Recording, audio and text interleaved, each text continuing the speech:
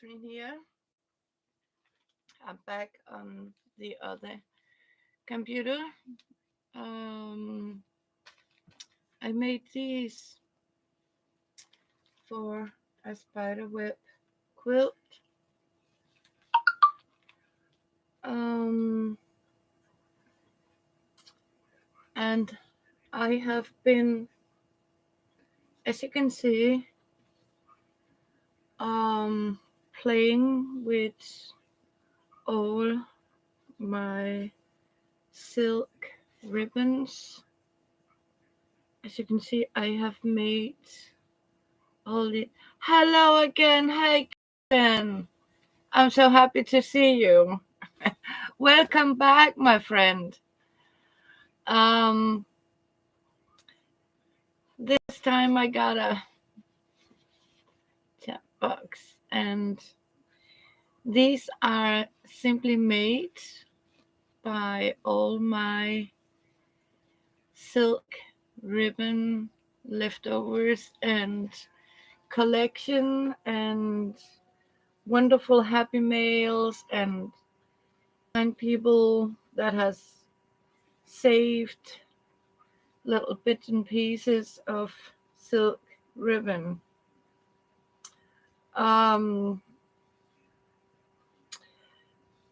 these are some I make sidewards. Um, yes. Otherwise, it's like my crump quilt. It's like I take what I find, and I need, in this case, all my little bits and pieces I got here. And I got my scrap bucket filled up again with strings. Um, yes. And I was actually thinking, because I sat and looked at someone that I actually had made a spider web quilt. Um, yeah. I I don't know, but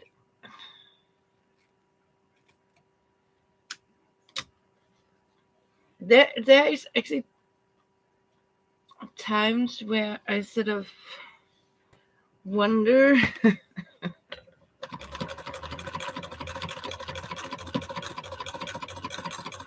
about being on YouTube and watching YouTube.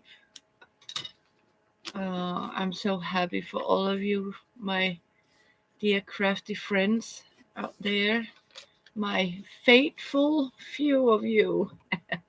But you are more worth than anything you cannot imagine. I really sincerely appreciate all of you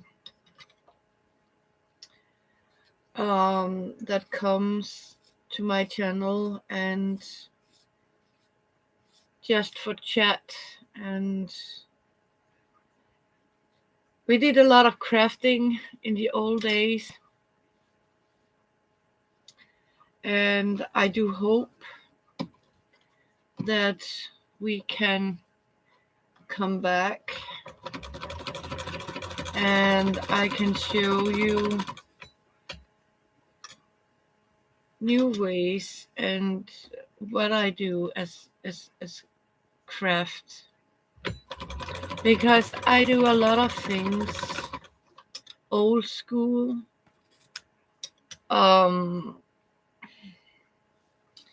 I call it poor man's crafting because when you go and see one of the other channels, and I really fancy that. I think you are great. Um, but it's like, it's then you suddenly this person.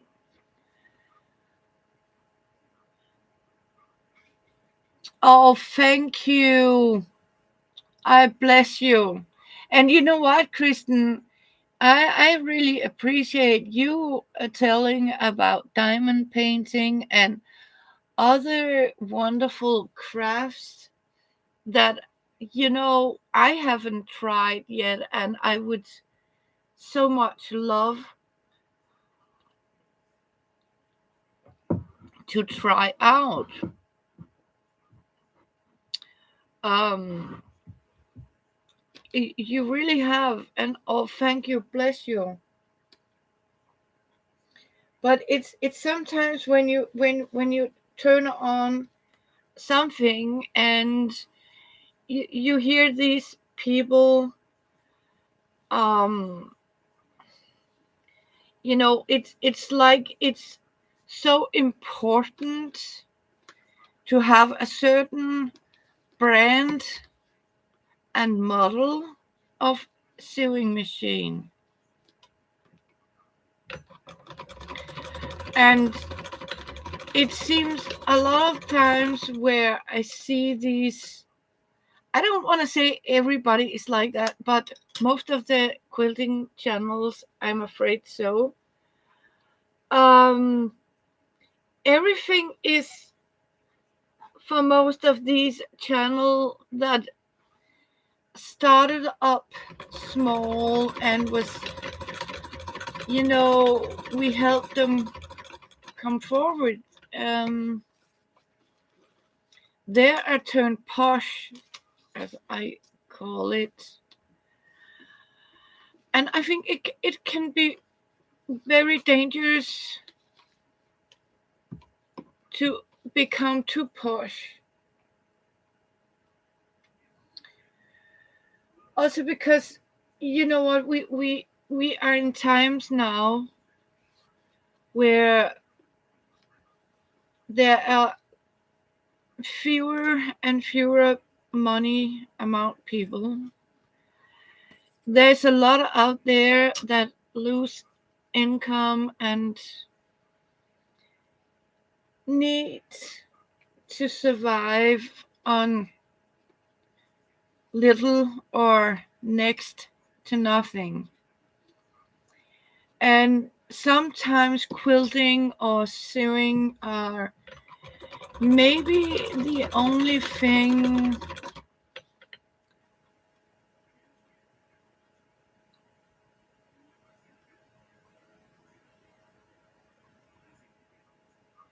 Yeah, and you know what? That's also what I was trying to explain. You know what? If you have a sewing machine, not all people have one. And you know what? If that sewing machine your mom has actually is in a good condition and you can stitch on it and it's useful, then there's certainly not any reason to go and buy a new one. Um, I certainly will not. Um, yeah, I can, do you pay for it? Are you willing to pay for it? I mean, no.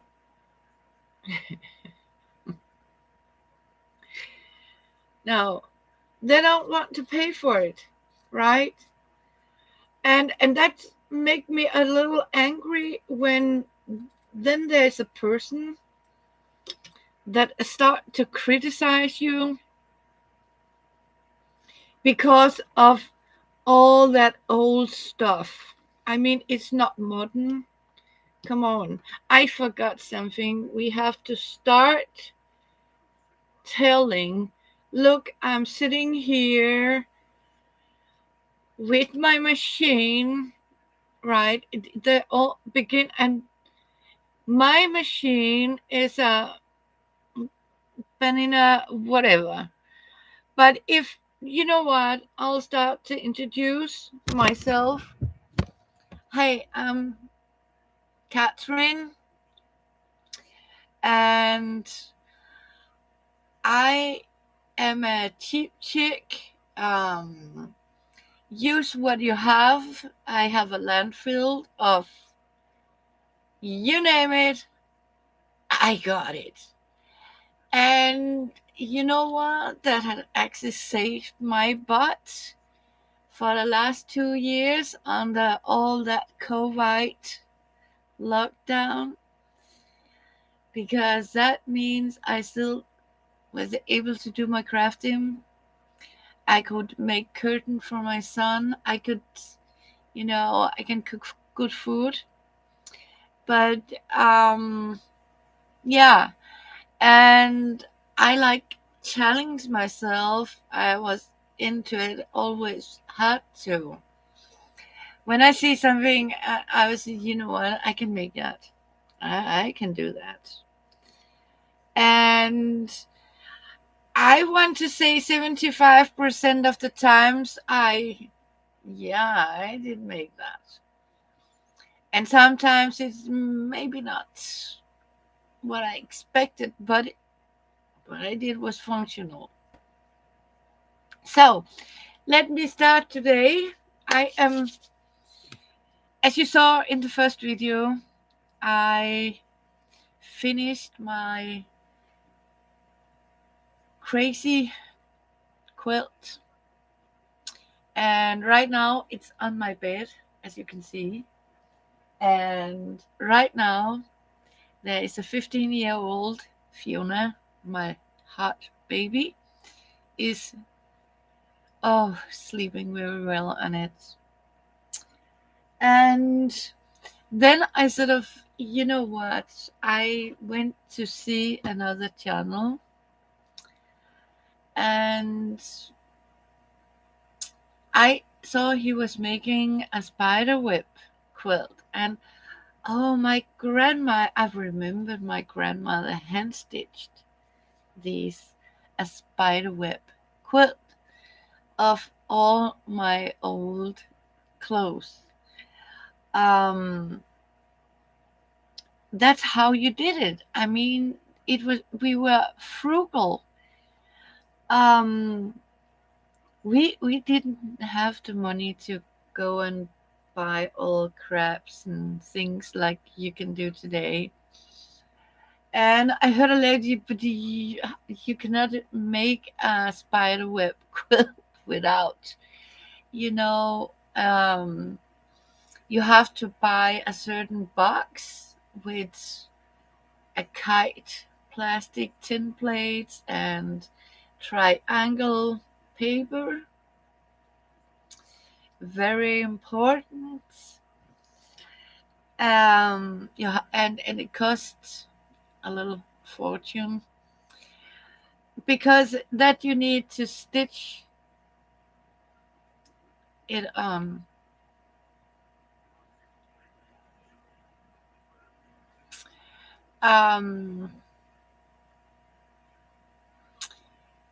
it says that my and you know what, I remember, we sort of used newspapers. My grandma actually taught me how to sort of make my own tin plates and paper, um, for the spiderweb quilt out of. This is actually an old catalog from Little. Otherwise, I was sent down, and sometimes there was a place where you can get all old magazines. Sometimes, when the newspapers and the magazines were not sellable anymore, or you can go into these antique shops, as we called them, or thrift stores, and you can buy these very cheap magazines. And what we actually did was we took, imagine we have a piece of paper, and then I simply fold it over so you have a square, half the square. What I then did was I took one of the squares, triangles, and cut it, folded it, and then I measured about 2.5 inch here, and took the center point and just cut it and open it up so I got this center. Some of the first one that I saw made was actually where you took a triangle piece of fabric, then you draw the lines, and then you stitched all the stripes out. There are many ways you can actually do it. Um, I make my own, and I feel a little bad because this world has a paper shortage. I'm not even kidding. And that means that we are losing a lot of trees, and paper is very made out of trees. And there's a lot of people in this world that don't want to buy or use recycled paper. So that means it demands paper trees that has to be cut down for paper. And it seems now that someone out there in the crafty world, that it seems now we have that shortage, and paper is very expensive. Oh, bless your heart, thank you. Means that you're actually going to waste a lot of more paper because they want to make money, and screw the world up. Um, that's actually my belief, because now it is like every company that sort of sell quilt things and stuff like that, um, really want you to buy all this paper to cut to pieces. And yeah, and that means you have to print this, print that, and then you have to stitch everything on paper. And of course you cannot use the paper afterwards. It's, I mean, garbage. But of course, if you are frugal, you could sort of save all the paper scraps and make some new papers. And come on, who does that? I could be crazy enough to do it when I have to remove all that paper, and I'm actually doing it because I do make my own paper. Um,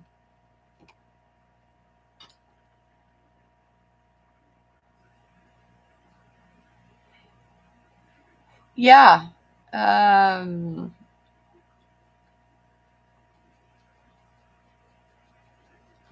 and you know what? I am still recycling, and I keep recycling everything. And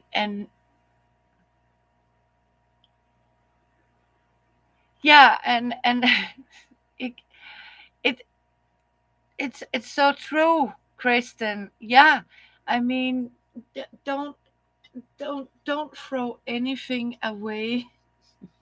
I know it sounds strange, but you know what? You can recycle it, upcycle it, um, reuse it. A lot of things can be recycled and reused. Definitely. Um, yeah, and as you can see, even my milk boxes are recycled into stripes containers. I know you can buy some pretty fancy one made in plastic, and you can even um yeah, or you can sort of make some yourself. um what I do, because I am, you know, you have to consider every time you go and do shopping or something, you come home with garbage. I was actually sitting um last week, Kristen. I sort of noticed that because I have like um I keep an eye how much money and what I buy and what I need, kind of things. And have do you know that in 1 year I bought these bin bags, um for garbage, throw out bin bags, right? We are talking about, yeah. And have you know what I'm actually doing is I could just take my money and put them in a garbage bin, because I paid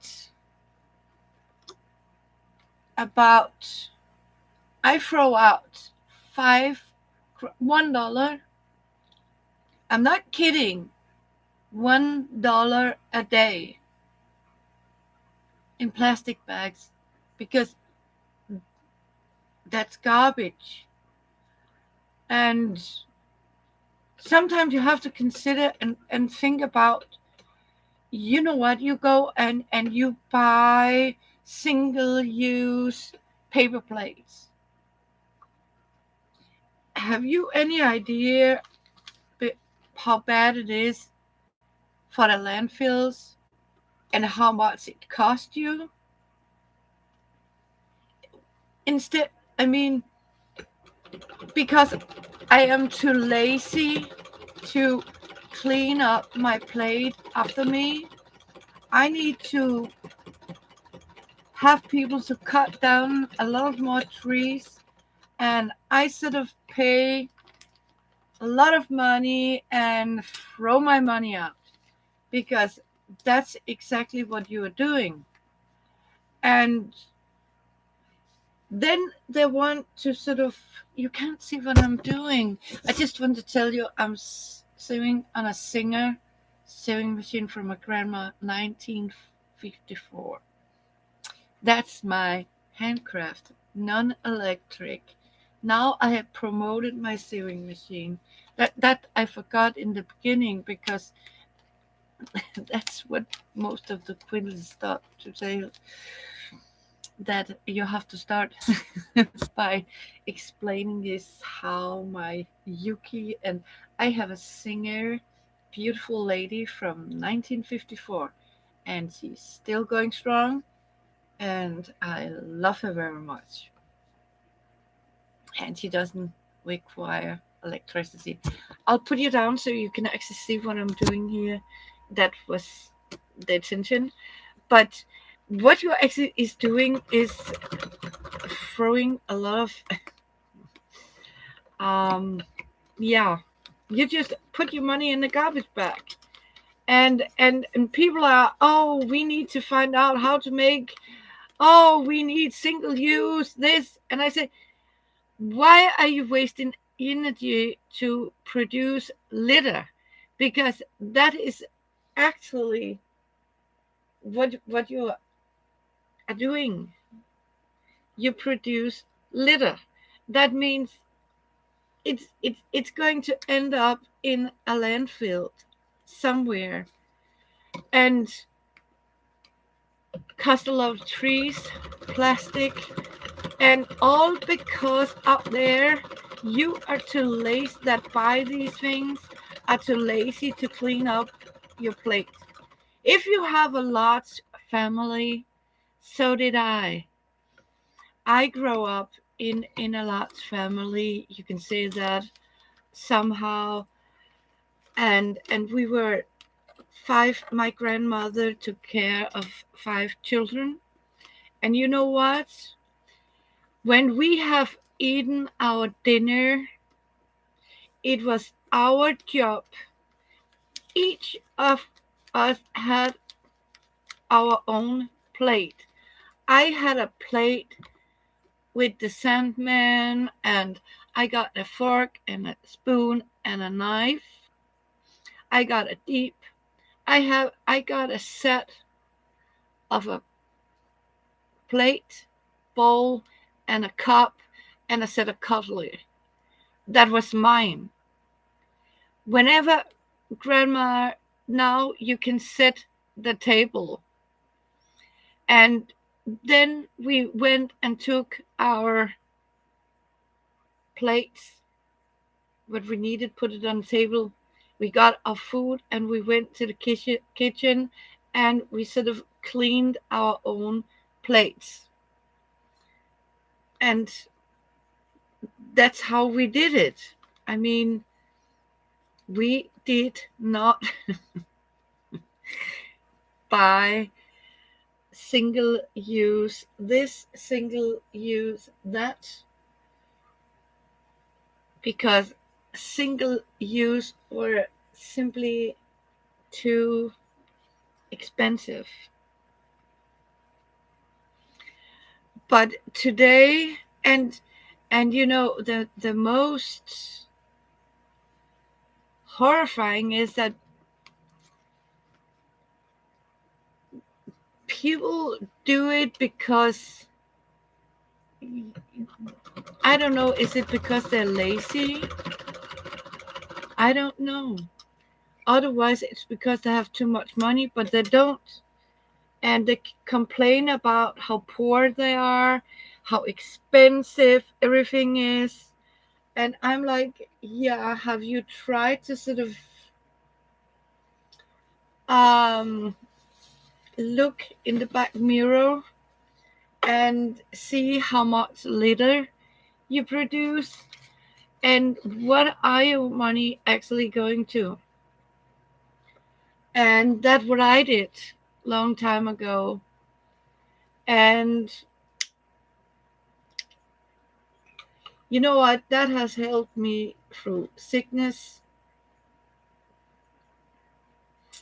And I am so blessed to say that I even saved my apartment, and to be frugal and not get rid of anything.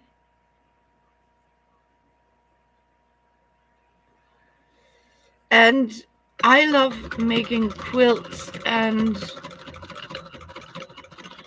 I use whatever I can get for free or thrift, or even when my son was a child, I made all his clothes, even patchwork.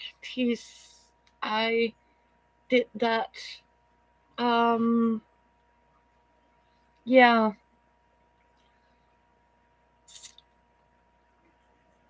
a lot of things I made myself, and I used fabric divers, and I could manage. And you know what? I was happy, and I'm still happy because I know how to make my pension. Yeah, so I can have food every day, a decent meal, and my kitties can have a decent meal. And you know what? There is something nice about recycling ideas, about saving things, because you are taking more care of it, basically because you know how much labor you actually put in to make that thing. Um, or that sweater, or if you knitted something, you know how much work there is to it. And out there, it's all about fast fashion, and little children that make your clothes, and you have to have a new design, and you have to. I mean, it's crying my heart out. It really does, because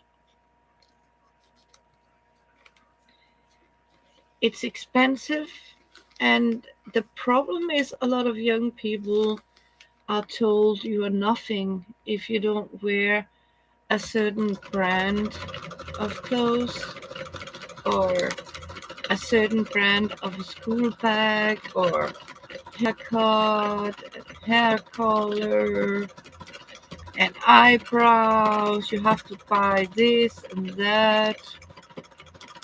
And that's because they want you to be consumer. But is that going to make you happy? No. I'm not sure it's going to make anyone happier to be poor. I'm not sure about it.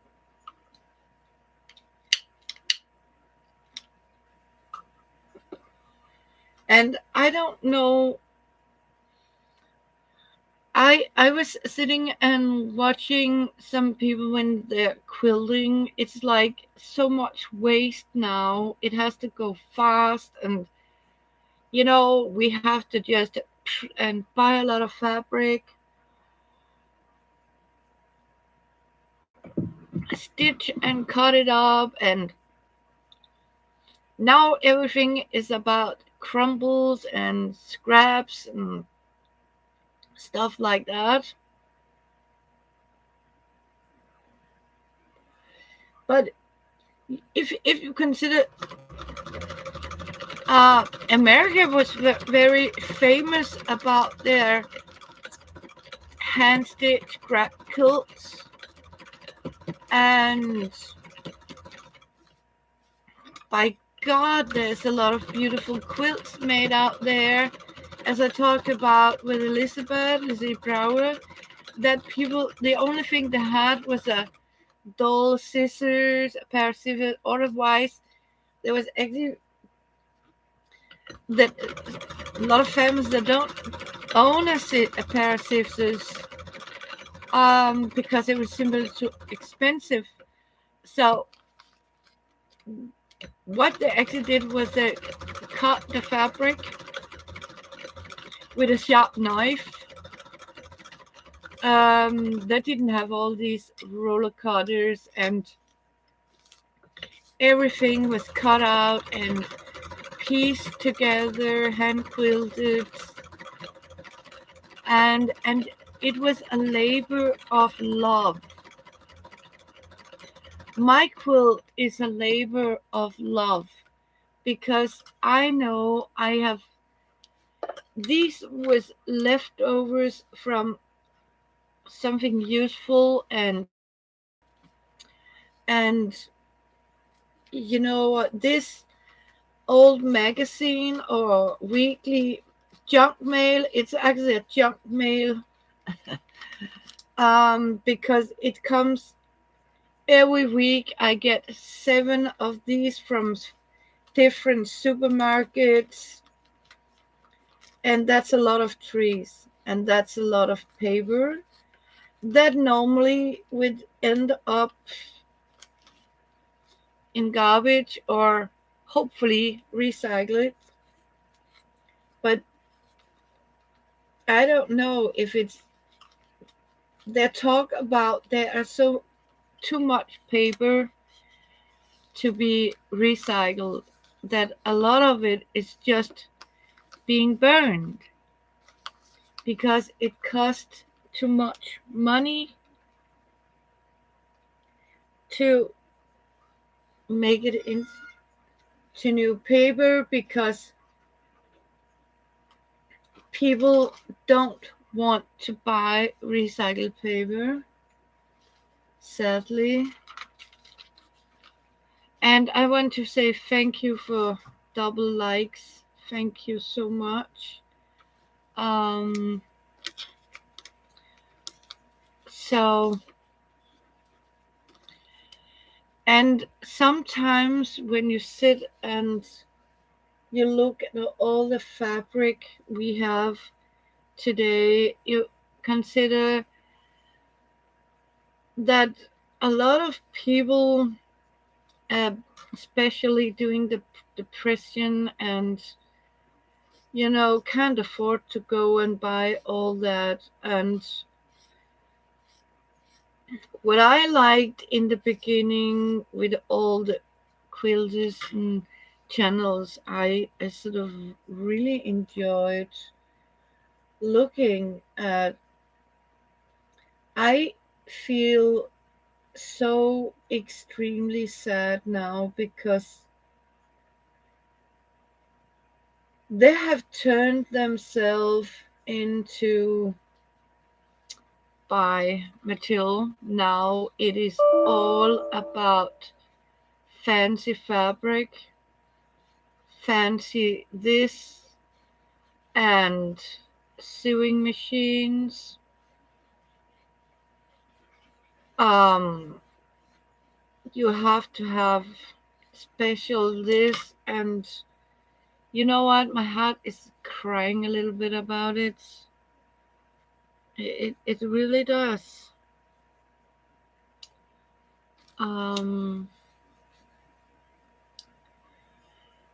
can I? I need to figure out what to do here. Sorry. Um, I just needed to remove something from the screen. Um, it is a slow computer, but it's working. And as long as it's working, I'm going to use it. I'm sorry. Um, that's how it is. I'll lower you back here. Um,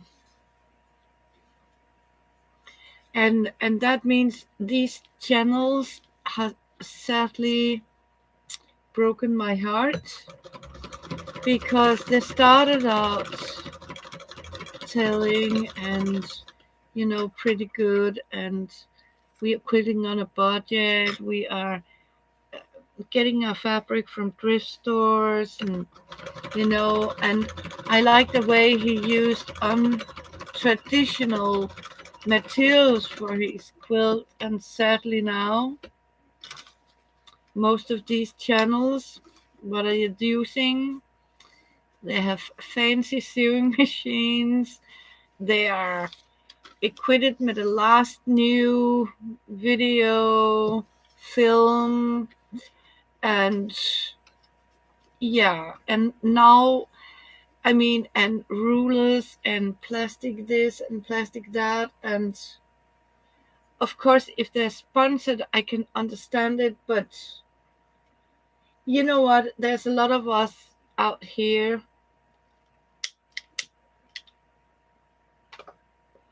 in the real world. We are not sponsored. Nobody is sponsoring me for anything.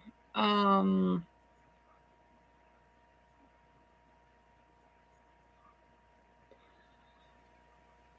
And I love so much to do my crafts, and that has done that. You know what I find? Oh, this has been an old,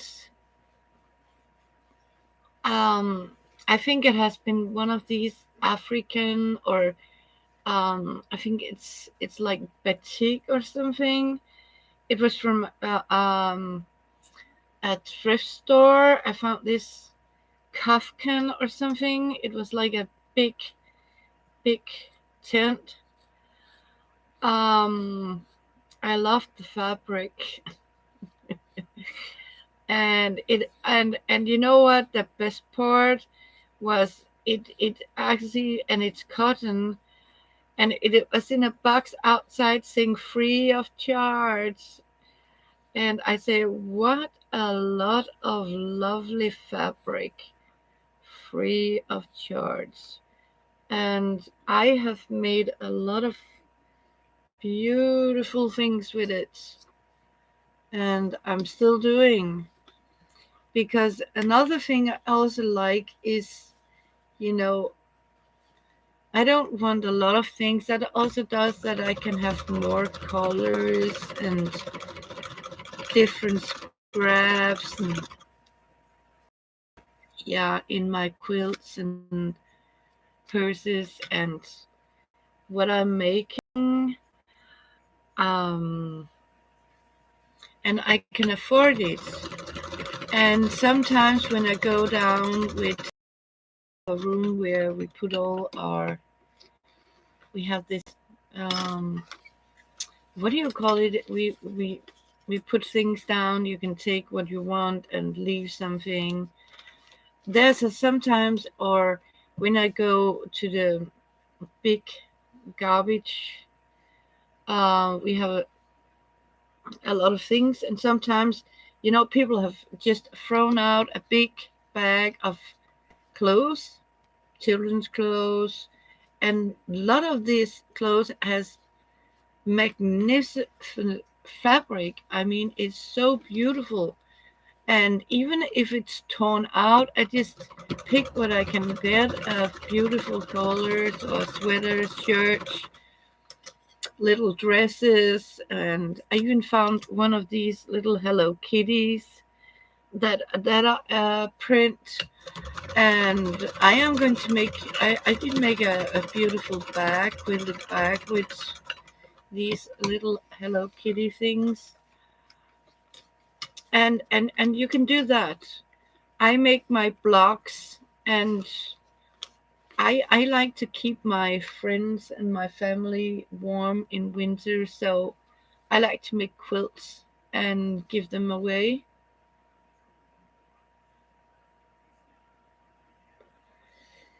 Lucky for me, a lot of people still sort of appreciate homemade quilts, even if it's made of garbage, actually, something other people just throw out or getting rid of. Um, and another thing is that I also like about having all these scraps is, it makes it so mindfulness and relaxing to just sit and play with all these colors.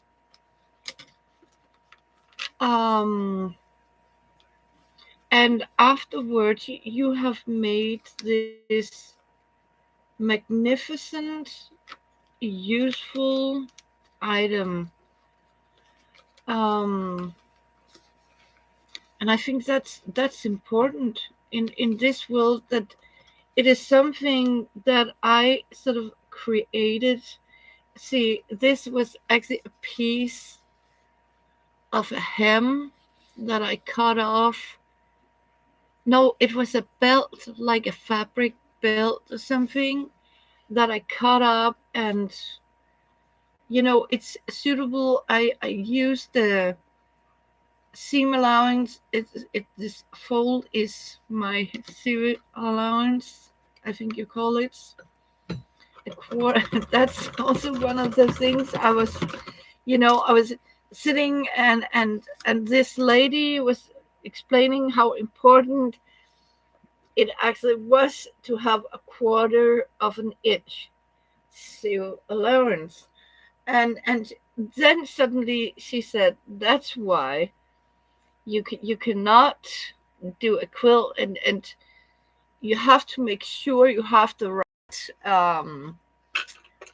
what do you call this, foot for your, that was, and she said, hold it up and say, you have to go and buy this one, not this one, but similar, because it has the measurement for the seam allowance. And it was all about what you have to go out and buy, more than it was actually the joy of making a quilt.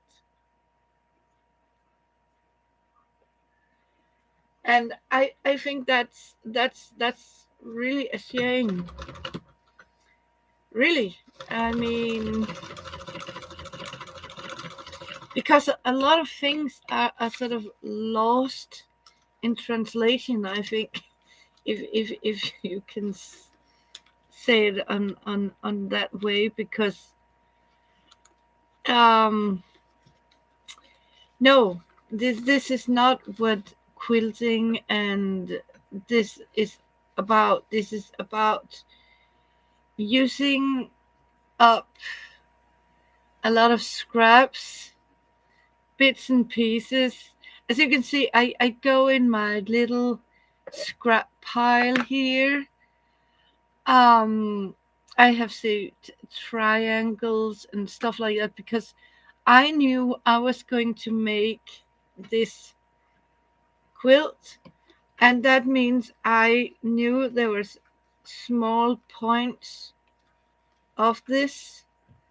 And instead of sort of using my bigger scraps, um you know for example, if I take a strip like this just to make a little corner, then I can save this for the longer places. And if I end up with a little bit like this, it could be the tip or something else.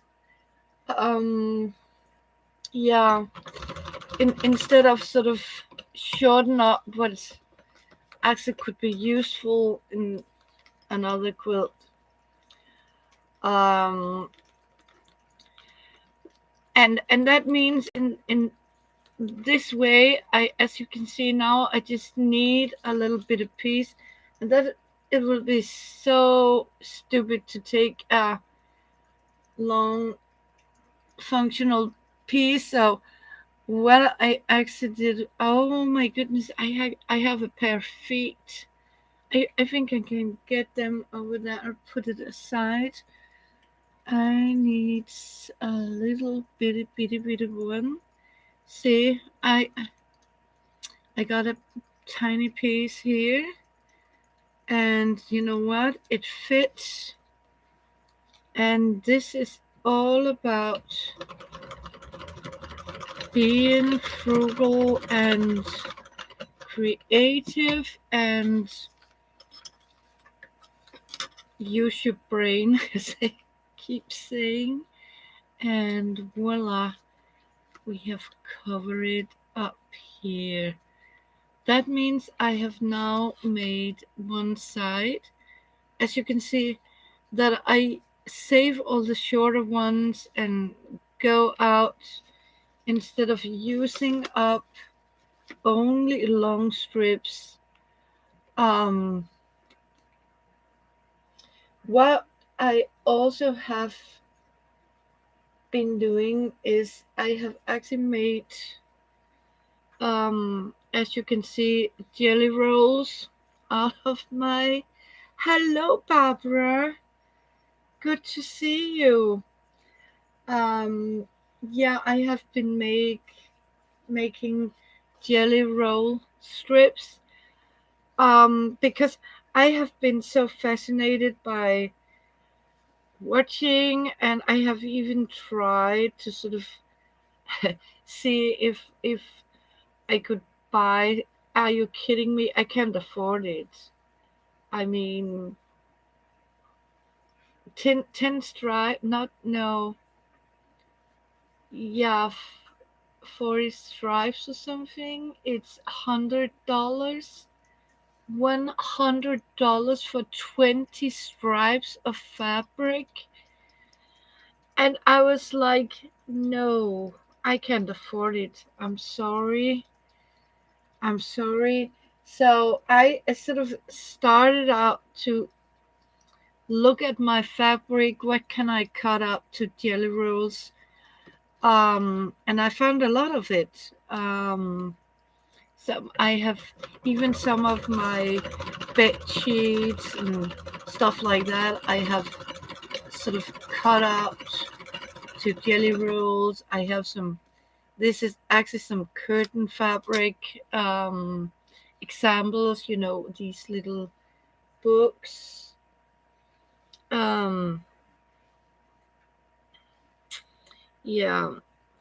Um, I need to see if I have a smaller one. I got one here. Now I have to be careful because I don't want to sort of. Yeah, of course I do.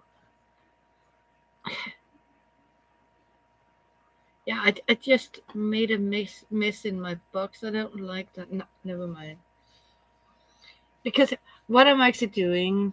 Are you doing all right, Barbara? It's good to see you. I hope everything is cool. What I'm actually doing is I'm taking from here, and when I have made one, I put it over here. And I'm actually doing that because I want them to be so different. Oh, I'm glad to hear that as possible. Um, and some of the longer strips I might make as what I was thinking about also was I wanted to cut up so I could make a log cabin or the cut step, but I think I could really enjoy myself to make a real nice log cabin quilt, and and I was actually seeing someone that has made something beautiful because it was like it had a dark center. It was actually from a museum. It has a dark center. Then it was the same color in one side, and then there were different dark stripes on the other half, and then they were made like that, and it was actually put together in this beautiful, beautiful pattern. And I was like, oh, I need to try that. Um, I want to try it. Yes. Um, I need to do that. Um, and they talked about you have to go and buy all these jelly roll stripes for it, and I was like, hmm. Um, but what I'm actually going to do is I'm simply cutting up a lot of my own fabric into these jelly roll things, stripes. Hello, Tita. Love you. I hope you're doing all right in the garden.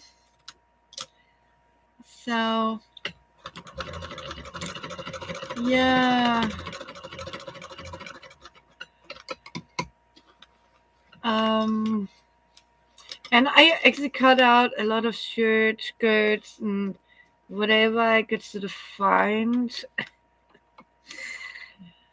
Um, Hello, Michelle. Hello, dear. Oh, I'm so happy to see you. It has been a while. I have missed you all. Yeah, I hope you're doing all right. So,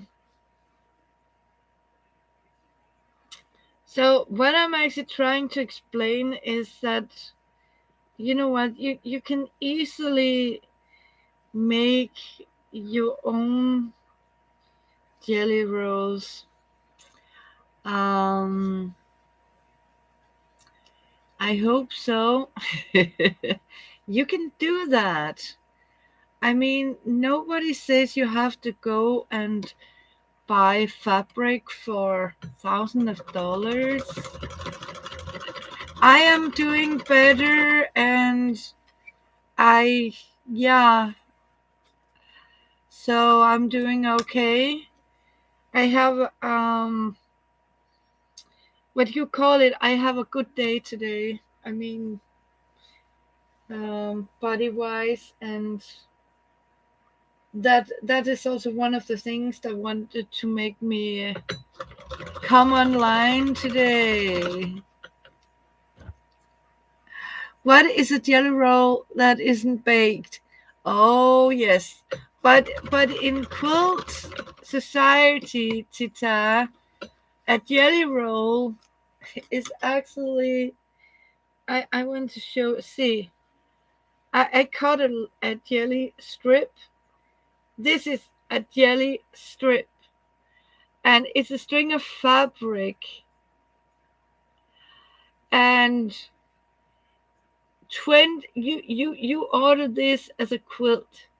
You can buy 10 or 20 different of these, right? Where they come in like this. Let me show you. It is actually same white. Okay, I took a little bit of that one. No, it's the same length, same white. So if you imagine you have 20 stripes like this, Tita, it's, you know what that cost? $50 for 20 stripes. If you want to have 40 stripes of this, it's $100 for strings of fabric. That what they call a yellow roll. And I would prefer the baked jelly roll, um, not the fabric one. That's for sure. Um, so yeah. Um, and that's why I sort of, I sort of lost, um because I was following some channels and they were so great because they did with old clothes and stuff like, and suddenly now they start to say, look at me, oh, I come here, I have my Panina sort of thing, or the other one at Yuki, and you. I mean, I'm like, no, not you too. Um, Not you, please. And yeah, traders. No, they're not traders, but basic they started up with, and as soon as, and I think that's why they sort of got popular, because people need somebody that can show them how to alternative crafting, and show you you don't need all that fancy expensive um equipment and rulers, and you know they have it now, all of them, and they are turned really posh, and everything is only about, you have to have a certain sewing machine, you have to have a certain this, and oh, thank you for the 3 likes, and welcome to the people who watch and listen to me. um um I think the only one that is sort of true to herself, so to speak, is a poor man's quilt. Um, I mean, yeah, she got a lot of fabrics and stuff like that. That's okay. I don't mind it, and I don't mind you showing how to make all these beautiful quilts. But what I don't like is that when people are actually sitting and telling that for me to teach you this, I require, or I don't know, I shouldn't demand you have a decent sewing machine. At least it has to be able to blanket stitch and, have, I don't know how many different seams and stuff like that. And I was like, no, you don't. You know what? I know how to hand stitch blanket stitches. Um, I mean, and all the other rulers and tin plates. Oh, I would love to see that. Of course you can do it, Misha. You can do it. I believe in you. So just do as I do. Start small. Start small. You don't have to sit down and, I need to make a quilt and it has to be shoop shoop shoop shoop.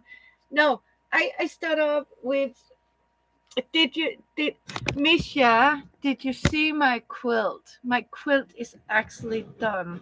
If I turn you like this, I just need to get away from my here. What I did was, yeah, use your new machine, Misha. You got a new machine. You have to try it out. And if you have one of these, I do have a magnet. I have one. It have 15, 15 or 16 different embroidery seams, and it has stretch and stuff like that. But I'm not using it. Yeah, you got an old one for free. I know. Congratulations. What am I doing is, as you can see, now it's my ribbons. Can you remember? I just, cleaning out all my ribbons. Thank you for the like. And this is simply strings of, little bags with leftover ribbons and wonderful happy mails. I got unicorn um ribbons. Look at this. um this is from my happy mail boxes. Look at all these beautiful ribbons.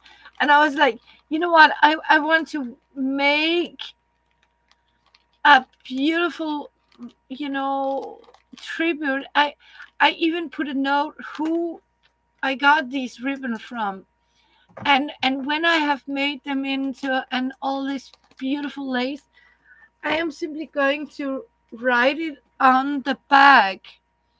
I have a little note that said, I know some of these silk ribbons I got from Dolly, and some of them I got from Amber and Teresa, and that means I am going to make a beautiful quilt, and I am going to write on the back in in honor to these people, and make something out of it that I can look up. And that means I cut a lot of squares.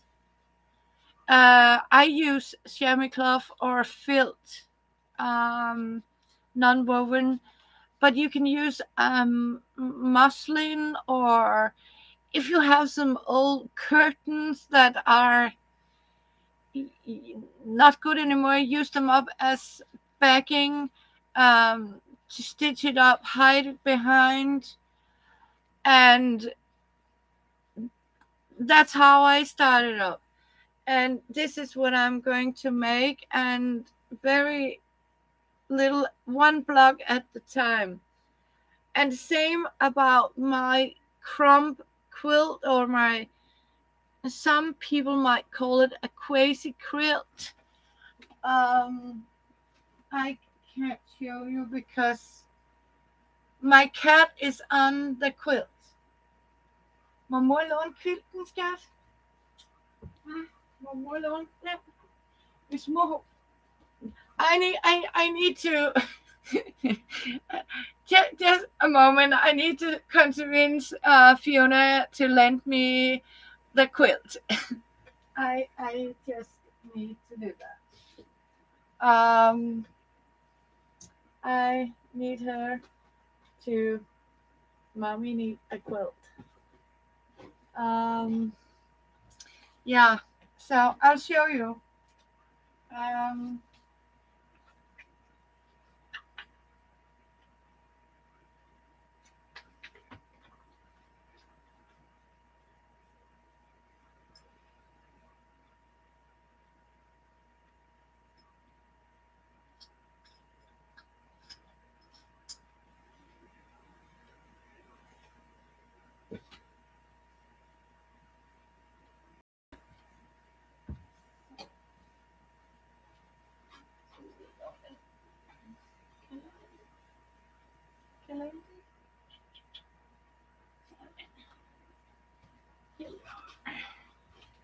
This is the one, Misha.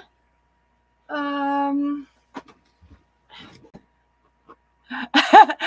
I sort of fed her and gave her some delicious cat food, and she jumped in her box. Now it's okay. We negotiated, but this also started up with one block. Yeah, she was so comfortable. She really loved this quilt. And what I started up, is you take one block at the time and start to, make yourself a promise. You tell, I am going to sort of, I'm going to sort of my scraps, or in this. Hello, Diana. Good morning. Good to see you. So what I actually did was I told Chopper I had to organize all my scraps. And I was like, yeah. And that's I have also done, because what I did, I organized them on a piece of fabric. Look at this. So every day when I sort of, oh, these are little scraps, and I got, you know what, I just took some of these squares, back squares, and stitched 1, 2, 3, and put it aside. And before I knew it, it's the same with what I'm doing here with the spider web quilt. I'm doing spider web. How are you doing? It's one of the time, and you just make them, cut them up, and you collect them. And when you can see, and as you can see, if I have tiny scraps, I just use it on old. I don't use cash register paper, people. Why go and buy brand new paper to stitch on it to throw it away? Why not use the paper you already have that is just waiting for the bin bag? I don't get it. But I use this. And these are going to be the border of my quilt. And whenever I have something, I put it on these stripes.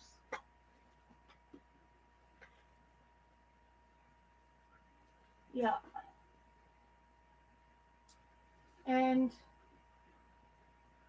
now I cannot remember where I put it. I have them somewhere.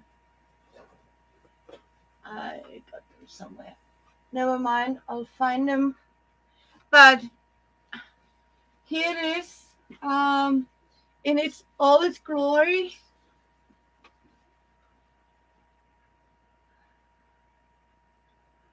Yeah, it is. It is so fun. I made a lot of yeah. I mean, it's so fun and joyful to make scraps, bags or quilts. Thank you, Misha. God bless you. But this is the one. Look like this. This is how big it is. I got 80 squares. 80 squares. Yeah. And I got 8 down here. And I got 10 blocks that way. And as you can see, the backing is actually made out of my old fleece. These my old fleece jumpers and pants that are totally, yeah, uh, worn out. So, hej så Chopper. Så er der lavet kaffe. Jamen, det lyder godt. Vi glæder os. Yes. Så, yep. Men klokken er også midnat. Men jeg har lavet kaffe. Ikke? Ja, men jeg... Jeg jo selvfølgelig at få nogle penge på rejsekort. Ja. Så jeg kan jo ikke sætte det. Nej. Så, ja. Men så kommer du bare hjem og får en god kop kaffe. Ikke? Og noget dejlig chokolade. Så, yes. Vi ses. I et par minutter. Okay, du. Jeg venter. Hej så. Hej så længe. Hej. So, that was Chopper. 40 minutes to his coming home. Yeah. Oh, look at me. Thank you. Yeah, there's a lot of fabric in that one. And you know what? Most of it is actually old clothes and stuff like that I have picked out of the garbage bin. I found, one have thrown out an entire big bag of fabric scraps. I found that. I'm not kidding, Diana. I found a really big of beautiful fabric scraps, and I nicked it. And sometimes I find, children's clothes. It's not in the household. We have an separate place for what's not household garbage. So we have a special place we put it, so it's not dirty or anything. It's a special container for fabric, for clothes and stuff like that. dry things inside. So when I find some fun little kids clothes, and sometimes the kid clothes is, some of the worn out or hole or something, and sometimes here, some of our thrift stores has free boxes, where outside the store there's a big box and it's a free of charge. And it's simply because a lot of this clothes has holes in it, or missing a button, or totally out of fashion, sort of. We can't take money for this, and I sort of pick it up and cut it up into fabric and make different things, and a lot of it is very also, um yeah. And what I also do is I take my own clothes, and as I told you, this is actually from my old clothes. When I bought it on sale, new fleece. This is actually cheap fleece blankets that I bought for $3. So this sweater has costed me $3 to make. um and I even got some leftovers, because you always have some scraps left.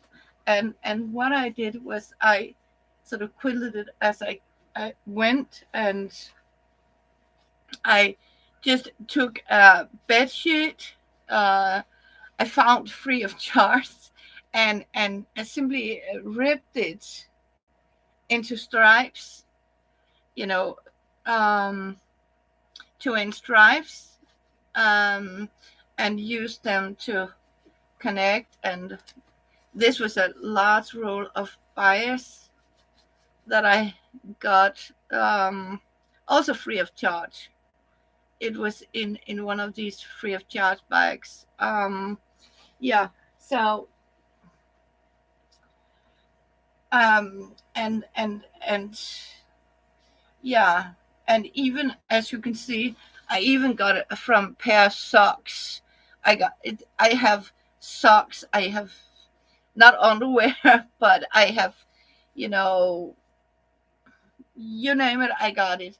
It's a mist mask of satin, cotton, uh, rayon, curtain fabric, silk fabric, um, and some of these I actually, this fabric I actually found on the road, on a trip.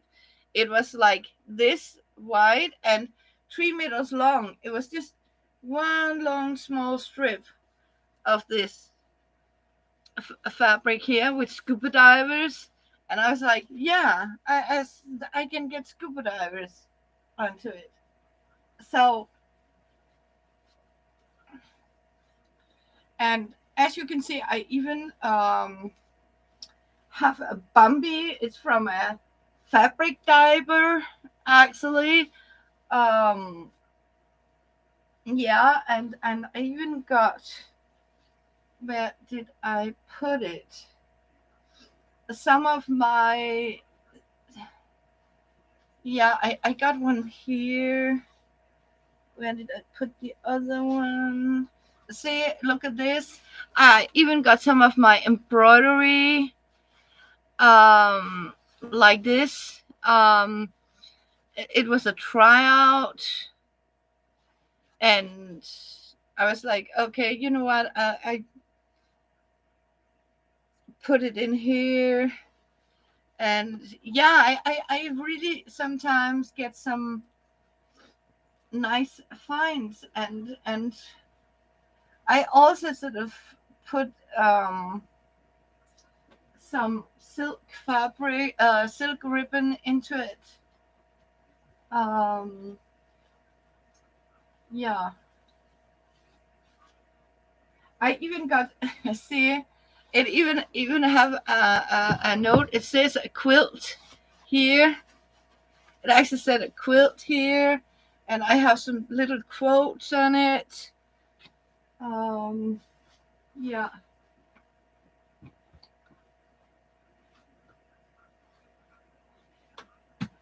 Um, so yeah, sometimes I I really do some good finds sometimes, and I think it's because I'm looking for it. I don't just close my eyes, and sometimes it's really Cesar's coming home in 40 minutes.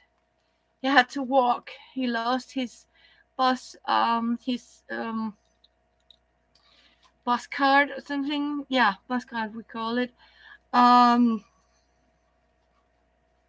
oh, he didn't lost it. He forgot to put money on it. It's one of these cards you need to put money on it. He forgot. And you can't do it manual. You have to do it computer wise. So yeah.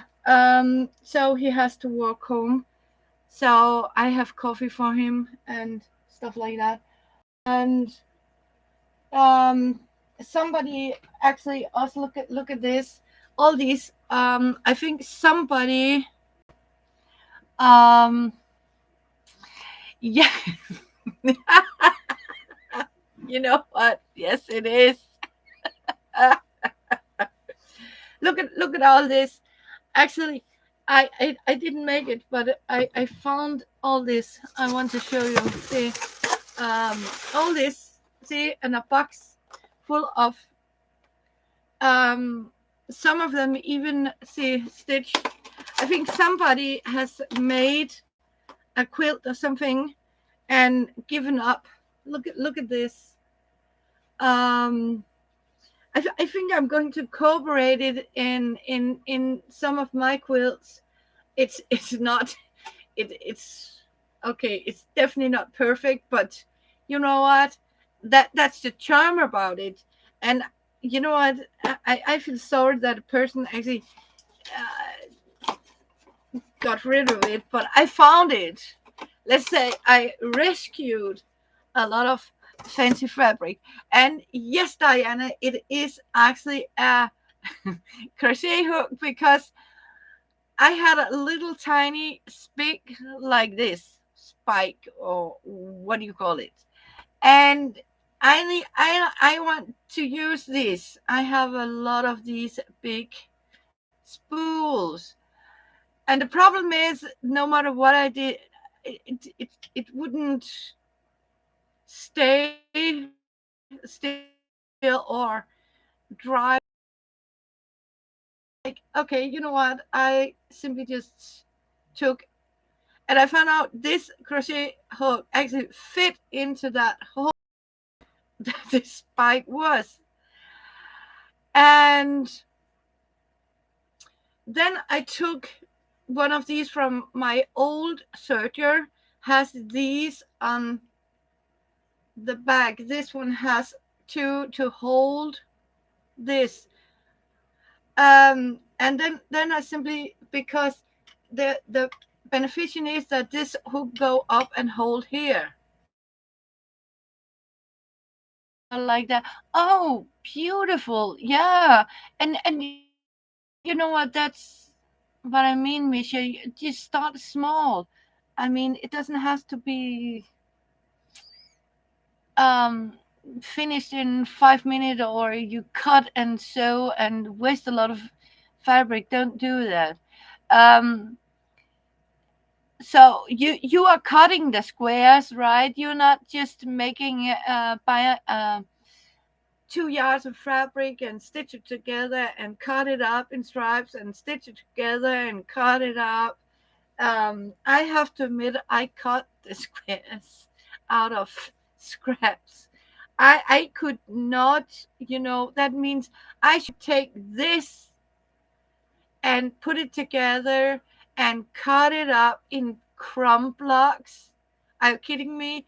This, I mean, you use crumbs. You don't you don't take brand new fabric to make. No, no, no, no, you don't.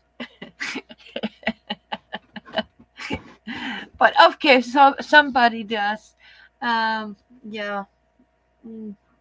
Okay.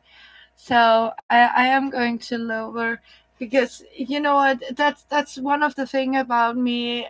You know what, you need to find a way to fix things, and I think a good training is also to think outside the box. Don't just, I can only quilt. You can only make a quilt with quilt fabric. Nonsense. You can actually see the beautiful girl on a beautiful quilt behind me. Yeah, yeah. Make your own designs. I mean, do it your way. Um, it is your room, your rule. I mean, it's your quilt.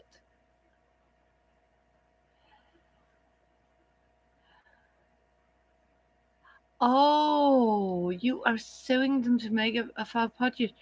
Wow. How big was the squares?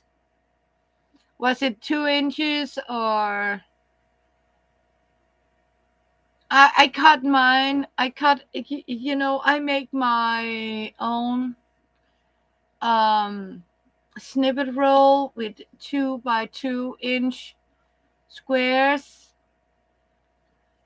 Yeah, I mean you can use that. I cut them like this, Diana. 2 by 2. No, is that the one? No, these where I just didn't I?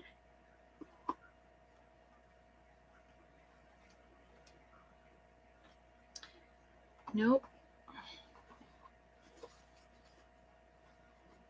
nope. Never mind. Yeah, 4 by 4 and 3 by 3. Okay, that's a nice size. Yeah, yeah. Um, that's how I cut mine. 2.5, 3, and I got 4, and I got 5. Then I got 6. This is 7 or 9.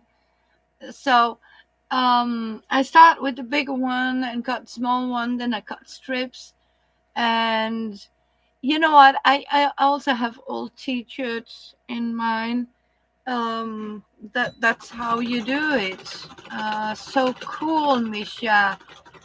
Yeah, and you know what? When the kids, you know, you could spoil the kids with a quilt made of their old clothes. I made one for my son out of his old baby clothes and pants and t-shirts and football t-shirts. He had a lot of cool, you know, ninja turtles and stuff like that I cut out the motif and made him a quilt with all his old t-shirts. I saved them. Yeah, of course, mommy, I save everything. And I made it into a quilt because, when you have boys, I mean, you cannot give their one out. I mean, honestly. Um, but everything was cut up and made into quilts, and you also know that everything that can't go to the quilt comes into a seat.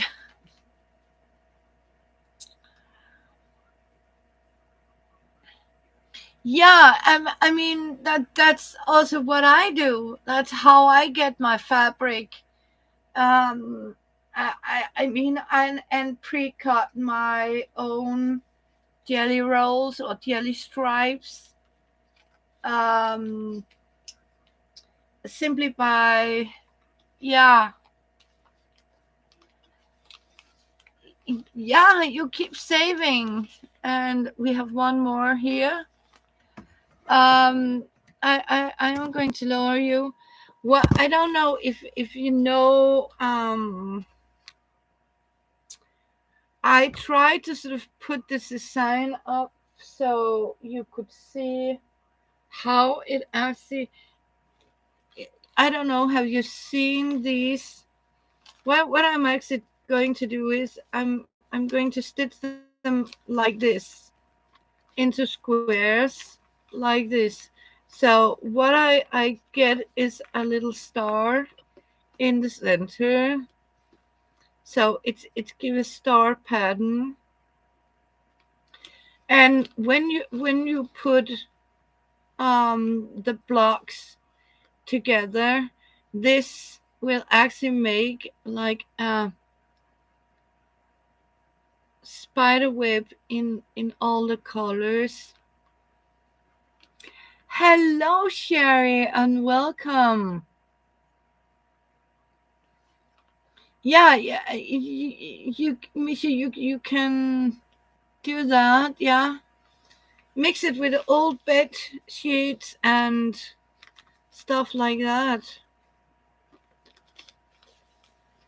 So it's good to see you, Sherry. Have I missed you? Oh, thank you, Sherry. Yeah, I'm so pleased with it, and I am going to show you the progress, and but it can take a while because I don't know if I have scraps enough to make. Yeah, I do, but I do have scraps, but I do not want to cut my big scraps to a crump quilt. And that was I was explaining. So I start with La Cabin with the bigger type of fabric, and all that offcut like this go to make the crumb quilts. I have just made my quasi quilt with the bigger pieces, if you can say so. Um, and now I found out I had a lot of strings. I have a lot of, yeah, little crumbs. And that means, you know what, I have always,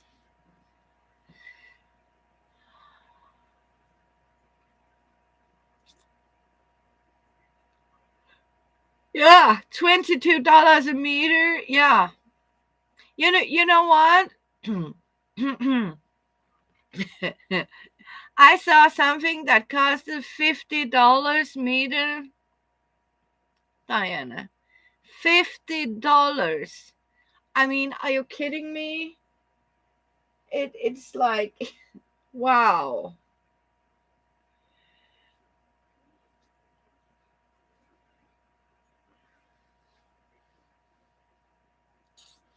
Yeah. So it's pretty expensive. Um this is also something from an old curtain fabric I found free of charge.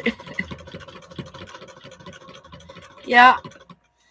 I was asking her if it was, but no, it was because it was, from a fancy designer or something, and it was the brand new sort of, you know, trend to.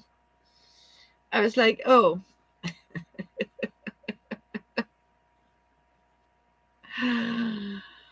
I mean that's also one of the things, people out there. I don't throw anything out, and I am not paying. I'm not paying. You know what? I was actually sitting and listened to somebody that told me to be a good quilter and professional, I need a sewing machine for $15,000. $15,000 for a sewing machine. And I was like, dream on. I mean, it's almost a car. And you know what? I want to use my money on food and whatever else I need. And you know what? As long as, and the beneficial about my sewing machine is it doesn't require electricity, so I don't even have to consider that I have to save on the power. Um, no, no. I mean, sometimes I'm really shocked about a lot of things. Um, yeah, and I do not. You know what? I was this guy that was actually making this quilt. He bought these. You know what? He just, he got this professional paper because you buy it as a kit, right? Only the tin plates. And as I told you, I made it a kite out of cardboard, started to make a triangle like this and draw it out how I wanted the kite, glue it on cardboard, and then I had the center piece. And this is free of charge paper. What they want you to do was to buy a box with a tin plate like this in plastic. Um, was it 30 or 40, 50 sheets of paper, newly printed paper with markings? Okay, they were drawn on it. Okay, they showed where to place, but you can do that if you need it. And he paid $35, Diana, for a paper like this and a plastic thing. And the worst part is he's done, and he said you cannot make this quilt without buying this box, this particular box with the paper, the plastic, and I don't know, there was another thing to it. And I was like, are you kidding me? Are you kidding me? Of course you can. I mean, and for me it really shows how, yeah, me too. I mean, and I started watching them, and suddenly, because people really like the channel, they subscribe to them, and oh, I'm popular, right? I want to be monetized, and suddenly, before you knew it, they have changed like that, and everything is now about buying, about having the fanciest new sewing machine. Have you tried on DBA, Diana? I don't know if you have the Facebook marketplace. Sometimes there's people selling on Facebook marketplace, thrift stores. Sometimes I think hand crank machines in thrift stores. Um, yeah. Oh no, no, no, no, no. It's okay because nope, it's not okay. It has slipped from me this because it's a heavy fabric. So I am going to peel it off. And you know what? I like you to see I can do a mess up too. And you know that I'm sorry to say, but I'm when people are doing that, um, and they start up and you can afford the craft because they show you, and suddenly they are posh because now I got a lot of subscribers. That means, oh, I mean, oh, you have only this and this, and I'm more fancy channel. having the latest video equipment. I have the latest of this, and you know what? That's not what it's about. Um, and I don't unsubscribe. I just stop watching the channel because that's how it is. Um, so I keep subscribed, but I lose contact. Hello, Laura. Just not hand cranks. Oh yes, electricity is expensive, and I can assure you, these big fancy sewing machines, there really is power drinker. I mean, they can really puff up your electricity bill. That's for sure. Um, Goodness gracious me. Um, yeah, and like all these big flat screen TVs. Oh my goodness. Um, so I am so happy because I do have two or three. I have actually four of these hand crank machines um, in different sizes, and yeah, I do have a serger. You know, I have a serger next to me, and I do have an electric. I got my Rika sewing machine that when my old one burned down, I was so privileged that I have so lovely subscriber out there that helped me so I could actually buy a new sewing machine. So I do have an electric sewing machine. Thank you to all my subscribers that helped me through my PayPal, and otherwise I wouldn't have one. Without you, girl, I wouldn't have one. That's for sure. Um, you don't own a serger? No.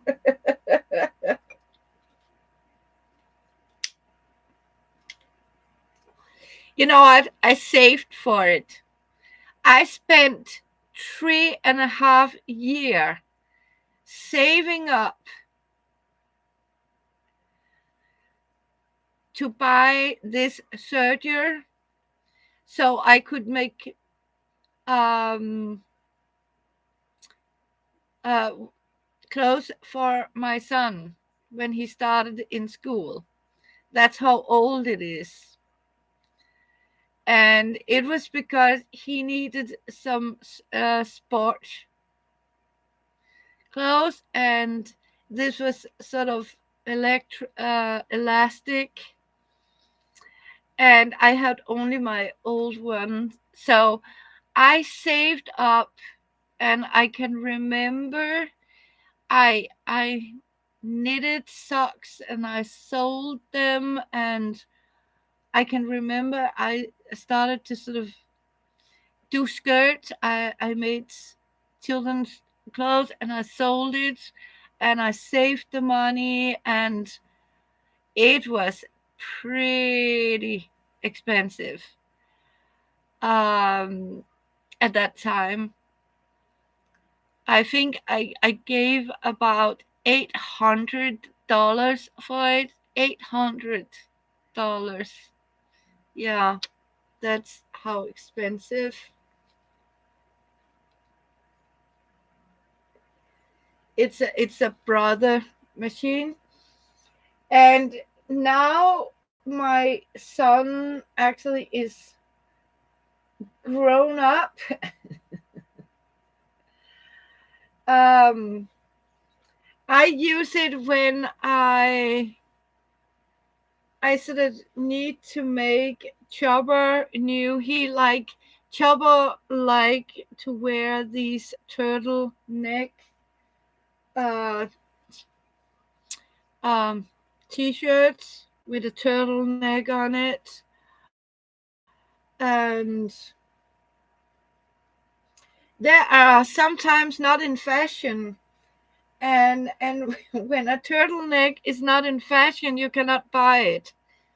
And that means I sort of started to I sew all Chubba's clothes.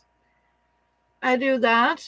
Um, I make all his clothes, and then I'm actually using it. Oh, thank you, Diana.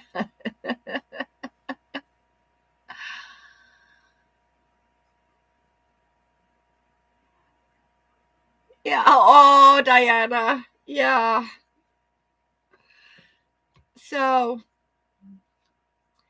your husband doesn't wear turtle. No, but Chopper does, and so once in a while, when about every second year, I make new turtlenecks to him. Um, and then I go and buy these made of, these stretch bed sheets with elastic in this knitted, a little stretchy but heavy material, like a jersey. I buy them and cut it up and make his turtlenecks. It's so cheaper, and a lot of time I just find them in a thrift store, and the old ones are cut up, um, and simply recycled into something else. I made his vest, um, out of patchwork. I show it on Instagram. I'm actually on Instagram. Instagram, yeah. Um, where I have made him out of an old leather jacket. I have made him a vest, and the backing is actually one of his own old turtlenecks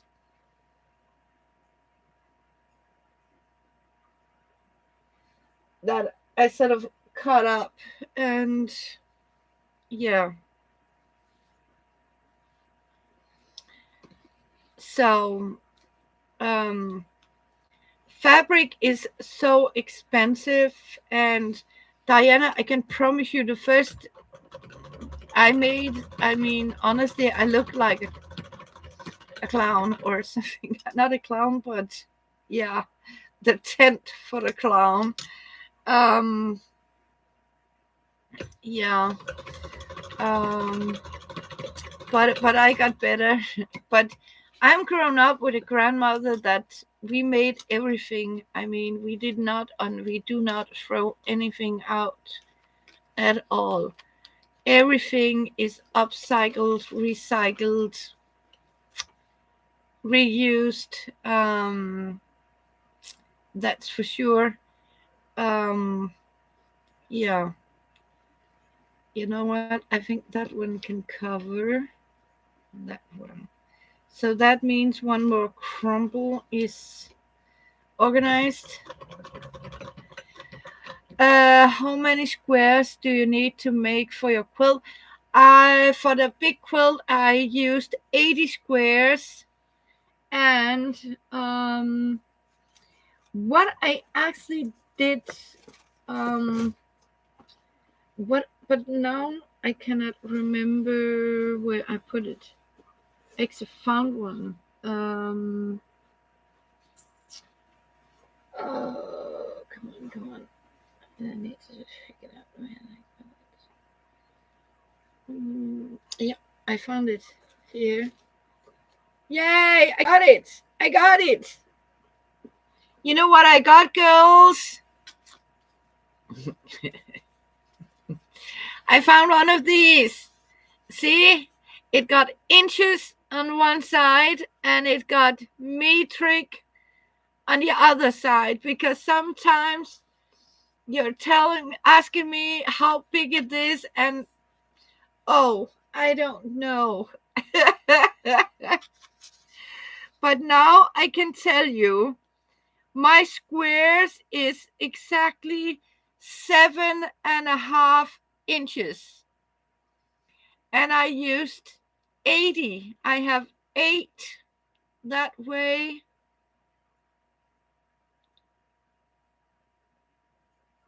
Yes. And for me, it's a big thing, Misha, because here in Denmark, we measure in metric. And when you go and buy these, normally there is metric on each side. The only thing is it will start with one here, and then it will start with one in the other end. So it's the same but opposite. So it means no matter which end you take,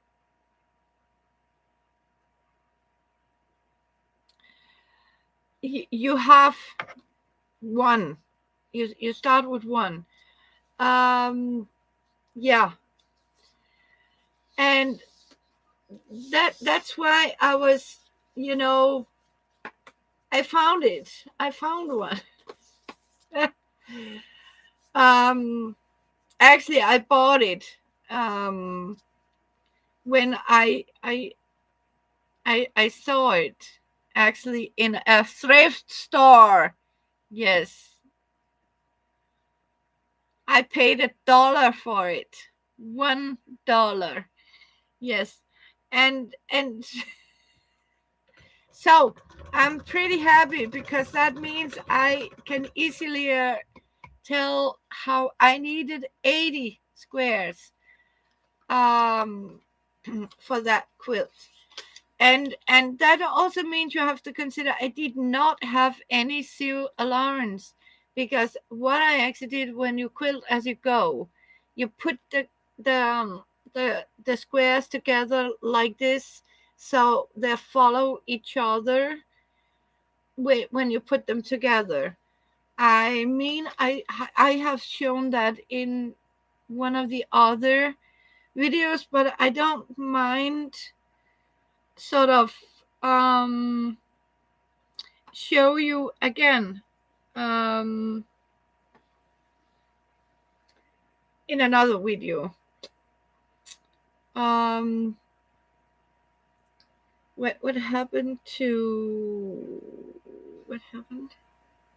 this? I got the green one. What do I have here? So, and see, I found these. This is also sort of strip of something. Let me see if I can find. Okay, it's a little. Yeah, let me see. I think that's something cut out from one of my skirt or something. That, yeah, but you know what? It's perfect. It's perfect. I think I just need to trim it a little bit. So I'm going to do that. I'll cut a piece. And when I have sort of been through here, I just go back to, yeah. And you know what? If they're not precisely straight edges, doesn't matter. Because you know what? It's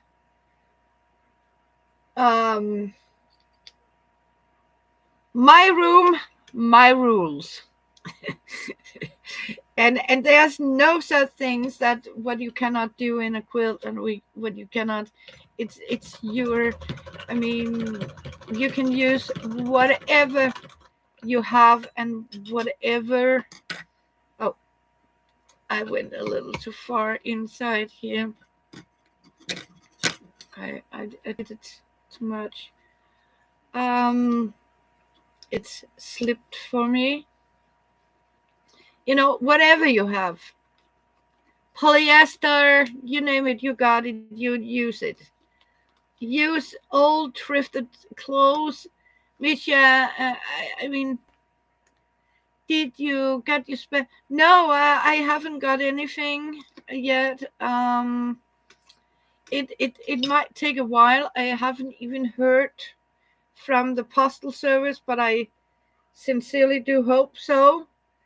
That it will come, and I promise you, as soon as I get it, I am going to put on the computer and live stream when I'm opening the Happy Mail, Happy Box. Hopefully it will arrive. So we can only hope it will. And now I don't iron or press whenever I press them in the last minute. Another trick is when you need to get this paper, the beneficial is it's easy, or you can moist it a little bit with a psh, psh, then it's just rip off. Look, oh my goodness, look at that. Look, I found some heads. Yay. You know what? I'm not going to use that on this one. Nope. This is going to be another project. There's something about I have some small feet. I found a pair of feet here. Um,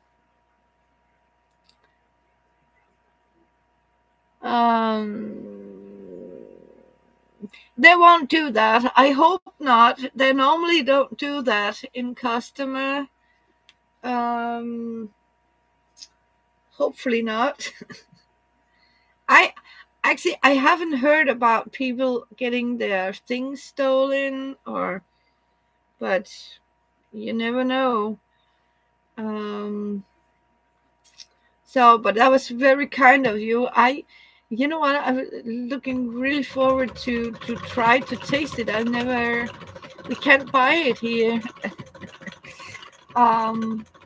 The same as corned beef and stuff like that. We can't. No. So I hope it will arrive safely. That's for sure.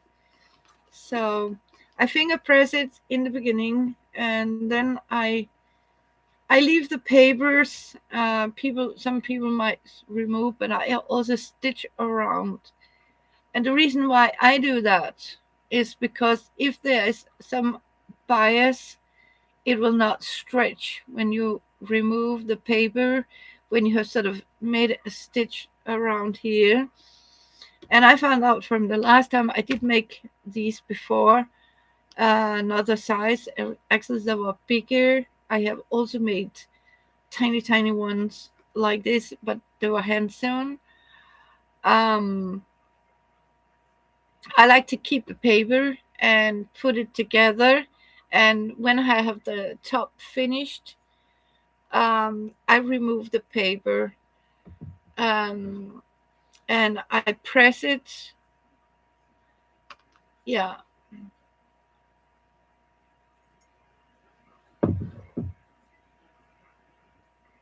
Oh, yeah. I mean, it's frustrating that they do like this. And you know what? They didn't do that in the old times.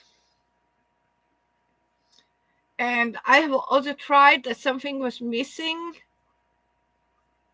sadly.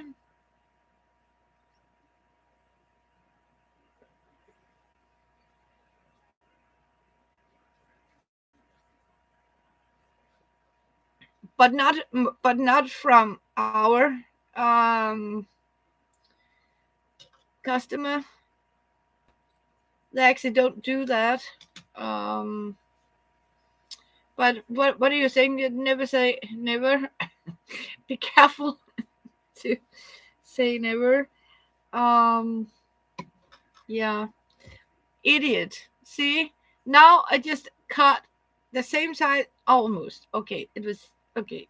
All good, all good. I just I just thought I had a bit of piece that could have matched here, but okay, it was too small. So in that color, so we'll save it for later because we are using our scraps. And as you can see, I'm sitting here with my little feet, um, and I'm waiting for here. It is going to fit. Even have a slight corner. I think it's. I think I'm there. If I put it like this, I think it can cover. Does it cover? Oh my goodness, yeah, it does. It fits right here. Yes, little feet. Let's see how much we can actually see of the feet when it's stitched on. So, yeah, let me see if it can cover. Oh my goodness, look at that. It fits. It's perfect. It just fit here. So now it looked like somebody is standing on the head and hide behind this green. Yes, let me find out if I can use a small strip of some other colors. Um, yeah, they have more of my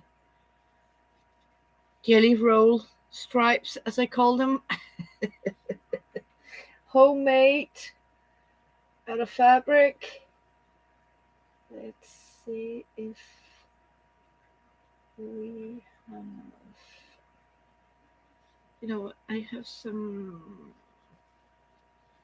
Oh,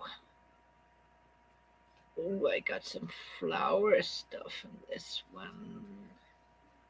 But there's so much of it. Don't I have a smaller piece? Let me see. Nope. I got this one. No. That's for a corner. No. You know what? We'll take that one. We'll take that one. I think I just need to get rid of here. That, let's see. Oh, yes. But it's so nice to see you, Laura. I'm so happy. Yeah, I'll let you know. Oh, bless you. Yes. Um, I'll let you know. Um, that's a promise. That's a promise. I'll let you know. Um, yeah, you know what, Misha? It was a triumph, wasn't it? I mean, you're sitting there, you have this little tiny bit of fabric with feet on it, and you just normally you would toss it, right? Toss it out, yeah, or get rid of it, and you just, oh no, no, you know what? It can actually, that's why I really love this spider web quilts here, because in this size, because it just fit perfectly. And that's what I mean by, see, look at it, look at the little feet. Somebody is standing, there's a person standing and hiding behind. Yay, yay. um yeah, and that's how it's supposed to be, right? I mean, you and and look at this. I have a triangle.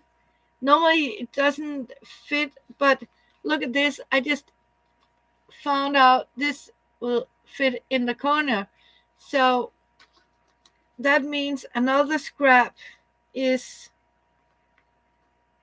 saved or frugally incorporated in my spider web. And that's how it's going to be. Um, yeah. And it's a heavyweight, lightweight silk. You name it, I got it. But you know what? It doesn't matter. Because when you're using all these different type of scraps, it gives the quilt some personality, your own design, a structure. Um, it's beautiful, and you have the beneficiation about, the nobody will ever own a quilt just like yours. But when you go and buy all that expensive fabric, like these people want you, oh, you need to make that quilt and you have to do it in this and this color and that fabric, then a lot of people have the same quilt as you. The beneficiation is, you know what? No, this is my fabric scraps. You can't even, a lot of this fabric, you cannot not even buy it because it doesn't exist anymore because it's vintage. And some are actually from clothes that you cannot get the fabric. Um, and a lot of it is, as we call it, and Misha, when you make this quilt out of you children's spots, so you have a memory lane. And that's what I mean about you're saving up all the leftover. I have scraps from some of my grandmother's old aprons and embroideries and stuff like that. And I am going to put it into a quilt, and I start up as I talk to you, or I make a quilt bag or something. Um, but I also do that. Yeah, yeah. You want to make it for memories. Yeah, exactly. And that is what quilting is all about. Patchwork quilting is all about. It's about saving and make something useful out of, you know scraps and things that is no longer in use. See, I found this. It has a spot here, so we just cut that off. I don't know what it is, but is that going to be big? It's okay. We don't mind having some of them. I just found something from.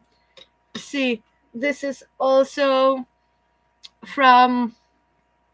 This is actually from a summer dress I had. Actually, it started as a bed sheet.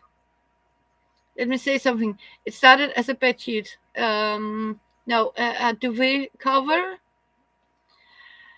and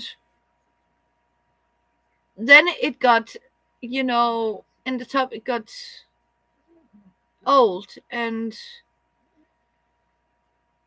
worn out. You call it worn out.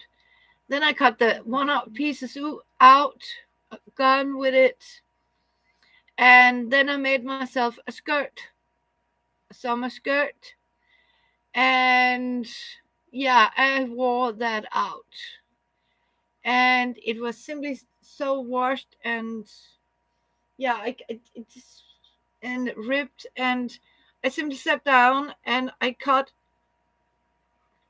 the good pieces out, what I could save from the fabric, um, and the rest of it is ending in the stomach of a pillowcase. I even got, as I will show you here, um, see, I even got more of these strips. Um, I didn't. Normally I don't use um, paper, but I found out it's actually a clever idea to put it on paper to get it straight in the edges. What was I supposed to do now? Yeah. See, what I have is I make these.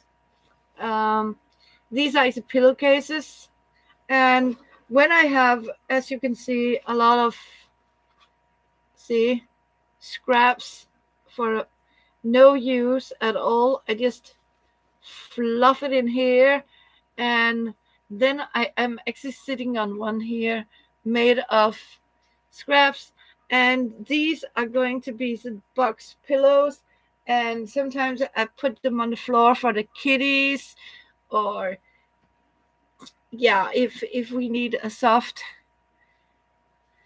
things to sit on, we use them. And the most beneficial of it is it can actually go into the washing machine. You can wash them because it's fabric.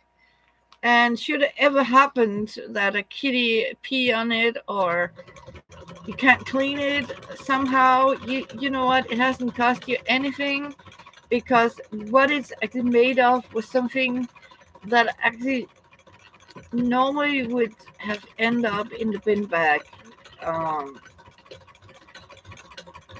so or at the landfill. Um, yeah. So and Chopper is here. Diana, say hello. The girls say hello. Kathleen. So, and I actually made a little, see, a bag here. So, Laura, say hello, Chopper. Hi. He's coming in a minute. You can see him because he has to say hello to Fiona. That's a ritual. Whenever Chopper come home, he has to come inside and say hello to Fiona. That's a must. So so when I trim it, I do it in that little here, and you know, clever, isn't it? So yep, nothing is actually going to waste here in my house, and you know that's also make it beautiful, because it's such a satisfaction that um when it's all done, and then you use what you have, and yeah, um and a lot of memories here, and a lot of these, I was so happy about these fabric scraps. Oh my goodness. And you know what, it was so beautiful, a lot of them were really beautiful fabrics. I want to show you. I actually want to show you because there, Jobber. Say hello, Laura. Say hello, Jabbar. We are chasing with him. Mm. Kan du komme forbi? Jeg skal sætte den under sofaen igen. Here he is! Ej, jeg havde god varm kaffe. Det er pisse koldt udenfor. It's freezing outside. We need summer. We want summer in Denmark. It's not summer. It's cold. Wind. Det synes jeg, du skal gøre. Ikke også? Ja. Hvad siger du? Nå, det går nok, skal du se. Det går nok. And Diana say hello, says Bar, and he says hello. he's going out for a warm cup of coffee. It's cold. He had a long walk, and I was, this is gold for me. This is really gold for me because look at these. Look at these. I mean, these are magnificent. Look at this fabric. I mean, this is real. I have touched it, and this is actually real designer fabric. I mean, honestly, I have never. Are you kidding me? I could never afford it. So when I found that bag with all these little scraps and there was a few big pieces and look at that. I mean, look at it. It's soft and it's like, oh, it's so beautiful. I mean, look at that. Just look at the sandwiches. I mean, even those are. I mean, oh, I need that. I can use that in my. Yeah, I can do that. I can use them for my. Yeah, I can do that in my here. Look, I have ironed them. Crazy me. I actually ironed them. Look at these colors. I mean, honestly, look at that. Look. I mean, these are beautiful fabrics, and it was just crammed in a bag and thrown out. My heart was crying.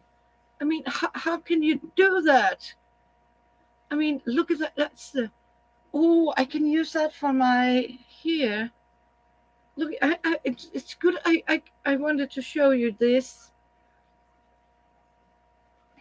Oh my goodness. You know what? That's a little piece here.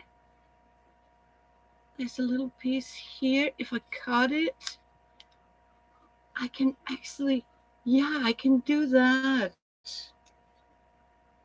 I can do that. Oh, there's a small one more. Look at that. I need to make one with this.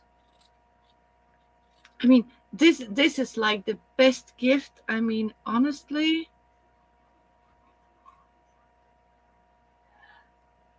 Have a great night, Katrine. All I must go now. It was a wonderful, and you too. Take care. And I will thank you for coming by, Misha. I promise I'll put the live stream at this time when I come on. Oh, you take care and thank you for coming by. And I also want to thank you for the likes. It's so nice to see you. Oh my goodness. For me, this is, I mean, amazing. Look at this. See, now I can cut all these strips and put it in my blog. I cleaned them. I ironed them.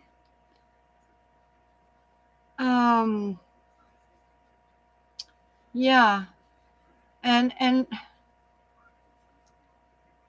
yeah, it's you spell it right, Diana. It's absolutely correct. You're one of the few that actually can spell his name, and he's happy about it. that you can do that. Mm, see, you know what? I could actually make a stripe here, like the hot fabric. So look at that. I can get some colors. And you're and when I was so lucky to find this, I feel so privileged that I was guided to this. Um, Another thing is, as I talked about, that sometimes when you find things like this, it's this. I mean, honestly, it's expensive fabric, and it actually do make me joy. Look at that, even a piece of sew. Look at that. I don't want to cut that up. That means I am going to use that as in a bigger quilt block where you can actually see the motives into it. Um, what I actually I wanted to see if did I have no, you know what, I think I'm going to leave that. Oh, I even got here. Look at that. Here we have something. And you know what? People might see this as something you can't use for anything, and it's a shame because you actually can use it. Um I don't want to mess it up, but I want to show you because this is so amazing because what it actually is. Can I actually find something that where you can actually see it? Do I have something? Or do I have it? Yeah, I know I should have.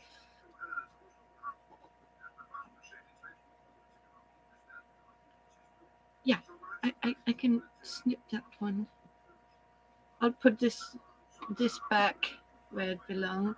Look at that. It's actually look at that. I think it must be some sort of batik fabric with pencils.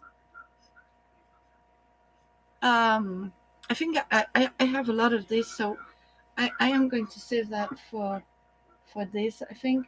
But I don't know about this. You know what? I could take a stripe of this one, just just for fun. Just for fun. I could do I want it? I don't need it the long way, do I? No. You know what? I can take it the shorter way. I can take a few strips here of that one because it doesn't have to be that long, just a few of them. And this is actually how I sort of get my scraps. I don't cut it all up, but I save it, and sometimes I take a few of colorful pieces and put it together with old fabrics. Um, yeah, I think this is going to be for the bag of a bag or something. It can be something useful. And I do have a lot of green, so I just put it over here. And that means I got some new colors to play with. Yay!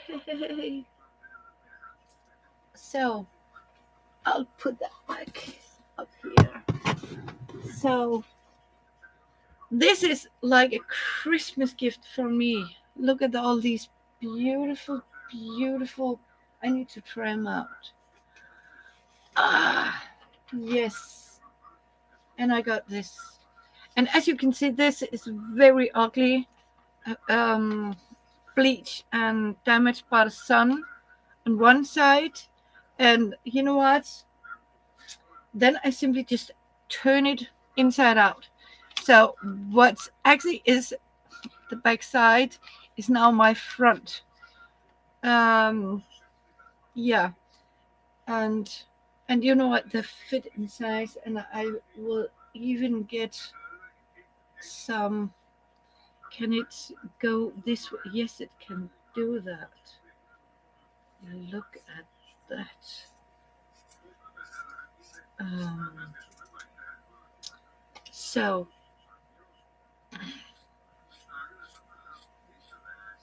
and sometimes when I get this, it means that I'm happy because that means I can, you know, I don't know how to explain it, but it, mix it with some of my old fabrics and get a little new view, a little new blood, if you can say it. I don't. You know what? I want to save that also because I really like that pattern, and yeah, um, and that's how I am, and it's frugal. It also make your quilts look special, unique, because nobody is actually having um let me see, let's start with let me see the kitty one. Is the kitty one all right? Oh no, no, no, no. Not yet, not yet. um it's no, because it has a cut here, so I need to cut it. But I also want to save the salvage. Okay, not yet. So that means I need to have one before that one.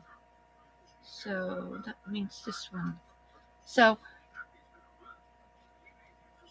yeah, colorful quilts made out of free fabric. So and for me this is joyful because you know yeah, I think the best gift somebody actually could give me was a big bag or box of cuts like this. I mean scraps, designer scraps. Of course, as you can, like this, not junk, but I actually wouldn't mind. Um, that's for sure. Um, so to have a lot of scraps in my yeah, and you know what? Yes, it's there. It fits right here. So, and this is making me really happy because you're playing with the color, and I also believe that it's healthy for one's mind that you sitting and you just you know want to sort of how to put them together. And look at that. We have a half kitty. It looks like the kitty is looking out from behind here. So now I need um, some of my other stripes. Let me see if I can sort of find anything. I have a little one here. That is also one of the nicer fabric I got for free. Somebody gave it to me. Um, yeah. So, oh, Fun. Yeah, it is, Laura. It's really relaxing. Um, and you just sit and enjoy yourself and relax. And I know Fiona like the sound of my sewing machine and the way you just sit and get the colors together and just relax.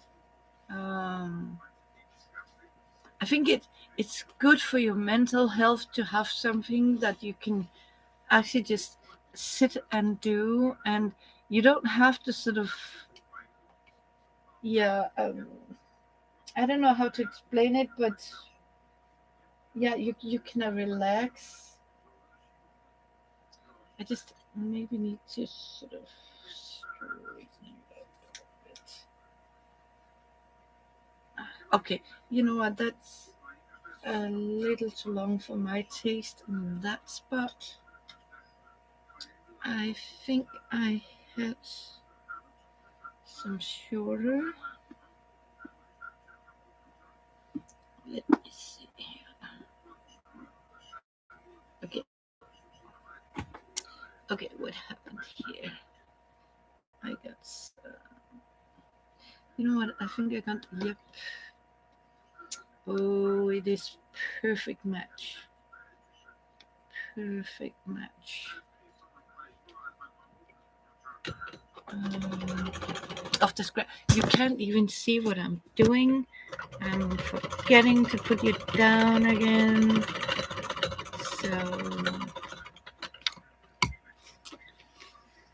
you need to see what I'm doing. Putting them together. I just need to make sure it's not broken. It's not broken. That means I need. Oh, look at this. I have a little piece here. Or is it too big? Let's see. Here it is. I think let me see if I can straighten that up a little bit. And I think we've got the tip here.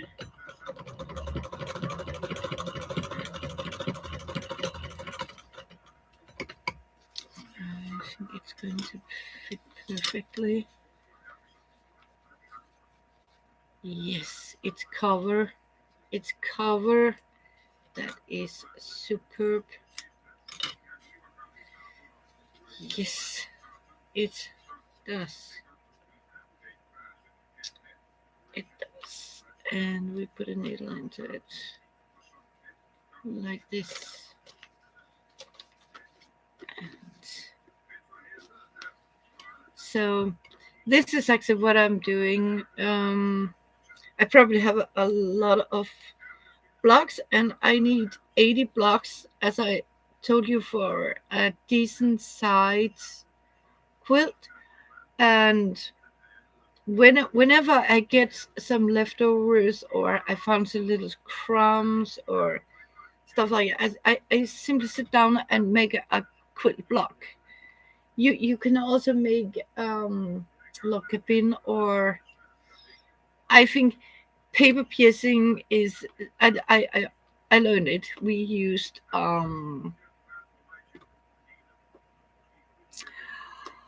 newspaper, old magazines, what we could get our hands into it, and sometimes what I also do is I'm saving the paper and using it when I am going to make paper mache. You don't have to throw it out. You can just rip it off and use it as new paper or paper mache. You can do that. My grandma did that. I mean, nothing was wasted in that place, and I really respect the way that you sort of consider um, recycling, reuse, and make something out of it. And you can make it new, you can change it to something else, and you can make a beautiful quilt or pillowcases, um, blankets for the floors. You can do so much with scraps. Um, you can do that. Um, Beautiful things. Um, and hopefully also, if you need to make a gift or something, it's so nice to have it. Um, you use paper for make. You know what? That's what I also do, Laura. I like mixed media too, and sometimes I actually think about when you make these um oh crazy quilts. um it is a sort of mixed media and fabric, because you use so many different um fabrics, embroidery, embellishment, and stuff like that. And I was like thinking about, Laura, I want to make like a picture. I want to make a quilt of paper. I have a quilt pattern. Oh, bye, Laura. Have a nice day. Thank you for coming by. Love you, girls. Um, yeah, I think I'll make this one. Yes. Um, it was so good to see you. See, I'm doing it again. It's because I'm focused on you, Laura. It's nice. Oh, it has been a wonderful day. Um, yeah, it's slipped for me. I think it's because I'm getting tired and excited, but I really love this. Um, when you see something that actually just look like a pile of rubbish, and you put it together, it's because what I didn't notice is this has a very, very deep fraying edge to it, and I discovered it didn't stitch very much because of the fraying. So I'm going. That's why I sometimes make a clean cut in the center to use that as a strong seam. We'll start again. Um, yeah.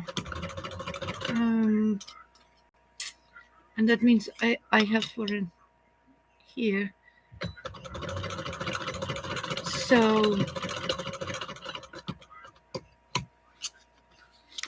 you can do so much with paper, and yeah. I can even remember we actually had a paper quilt at home, um, because on a time that was so cold, and um, I think my grandma actually made a quilt, as she stuffed it up with newspaper. I can remember we quilted it with newspaper between. Um, so I can remember I was sort of quilting newspaper, stitching like this, um, 3 or 4 layers, and really quilted newspaper, and I put it in between some very, very old muslin she had, um, and cheesecloth, I think it's called, and I can remember I made a what do you call it, batting, to put it inside a quilt, and I can tell you that quilt was warm. It was so warm, and you could actually wash the quilt without no problem. That was so amazing. I think I can take some of here. And I read about pioneers women did the same. I mean, they even stuffed it with hay or grass. And, I mean, anything that could sort of keep you warm. So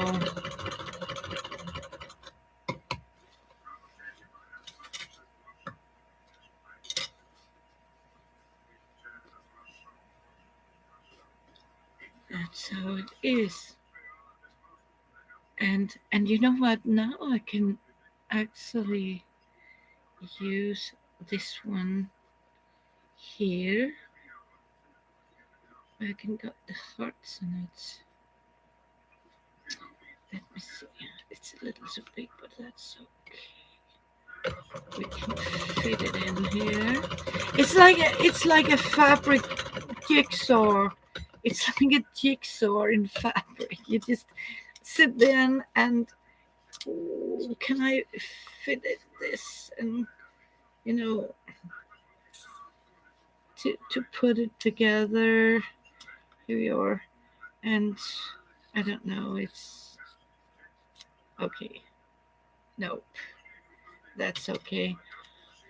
Um, and yeah, so I just need to remove that one. Otherwise, it's stuck. Sometimes, if you have pin um,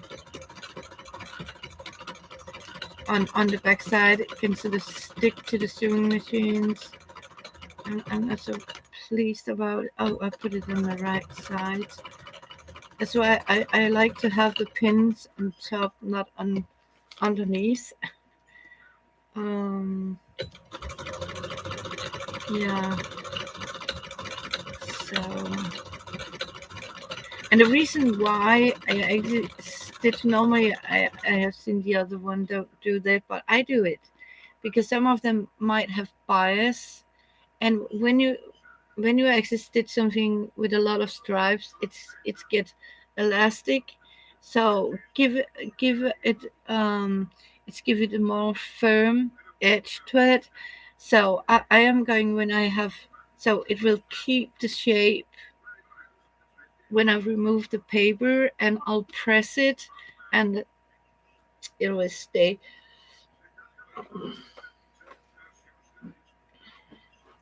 And I think that's also why you sort of um, use to have something beneath when you make string quilt or ribbon quilt. In this case, I am going to make it. Um, yeah, so I hit the needle, so it's okay. And I can also thank you for joining me on my journey here. And I have been privileged by having a lot of you. And thank you so much for your likes. It means a lot to me. And so this is how old school I might am, but sometimes you have to, think about um, think out of the box kind of And I think in these times we are in now, it's also gives you a satisfaction that you hello. Hello to you. Good evening. You're late. Yeah, it's okay. I am taking a little late night. So,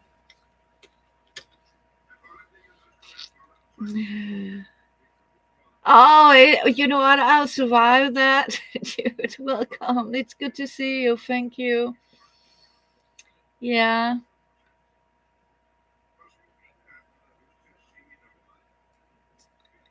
Oh, no, you had a flood?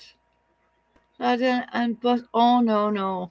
Oh, yeah, it's. Oh, I know it.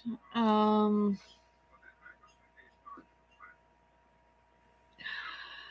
oh my goodness. Yeah.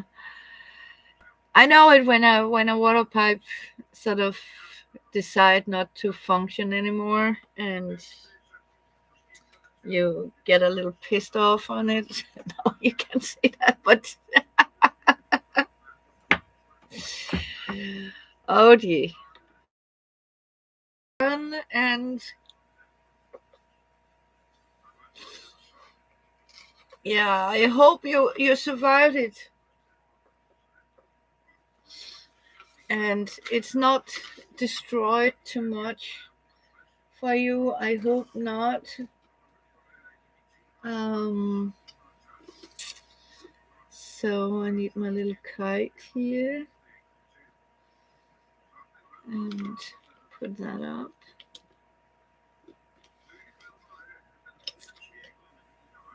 Weird weather. You know what, dude? We have weird weather too. I can assure you, it's freaking cold, and they keep saying it's spring, summer, and you know what? I'm freezing. I'm really cold, and I have been so warm and cozy all winter. But you know what? Because it's May, I really don't want to put on heat. But I'm doing it. I'm actually doing it because otherwise it's too cold. Oh yes, it is. Um, Definitely is um, affecting the global system. Um,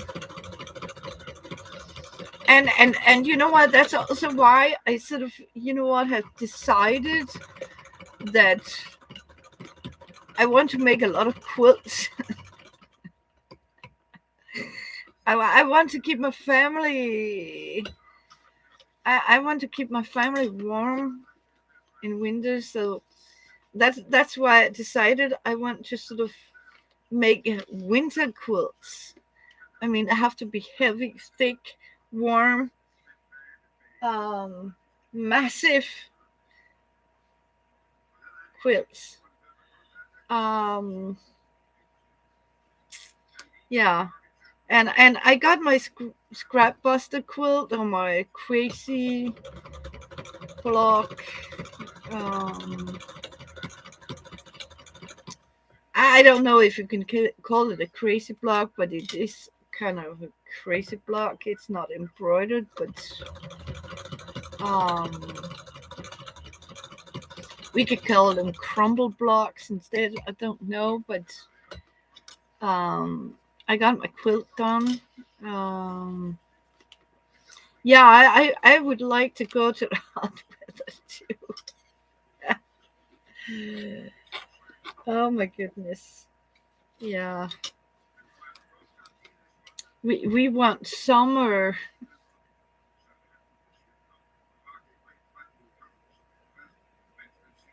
Oh my goodness. Oh yes, I did, dude. Um Yeah, my quilt is done. My quilt is done. Yeah, sometimes we are not easy to sort of satisfy with a message. Um, yeah, it's how it is.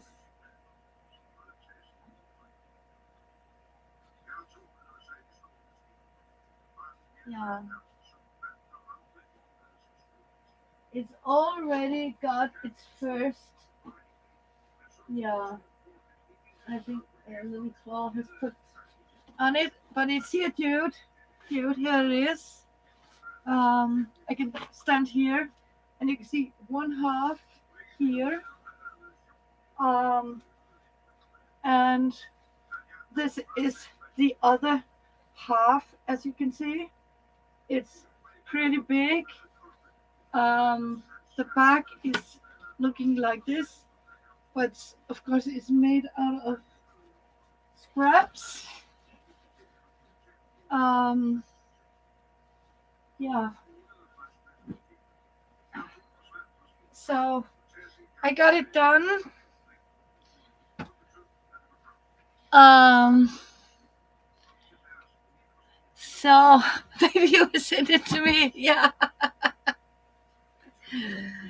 thank you. Yeah,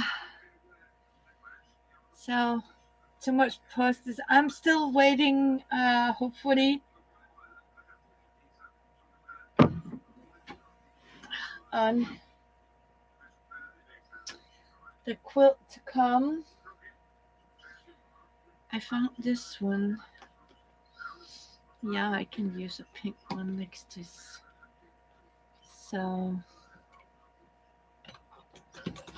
thank you. I'm actually started on a ribbon. Look at this. I found all my little ribbons from my Happy Mail that I got. And I'm simply sitting and, I make it of silk ribbon. This is going to be my next quilt, like that one I made. And it's 7.5 squares. Um, and that means I just going to need 80 of these. Um, some of them I need to decorate, some I don't. But yeah, so whenever I sort of feel for it, I just put it up. And I also going to make like a rainbow or something. I don't know. It's Oh, you sweetie. Just take it easy. Oh, kind of you. Thank you. Didn't have to, but everybody knows that I am appreciating. I mean, I'm so happy for even the small things. I do have a lot of scrap things, and I still work with my beautiful happy mails I got from wonderful people out there. I really appreciate it. And I have saved, yeah, it might be a couple of years ago. But you know what? I'm saving it. And sometimes when I really feel I'm a little down or something, um,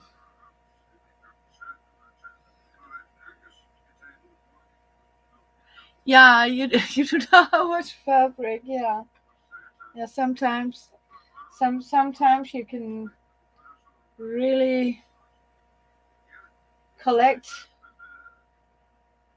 fabric. Um, I think I need to go back and have a look what I have here. I have that one. That one. I just need to set up.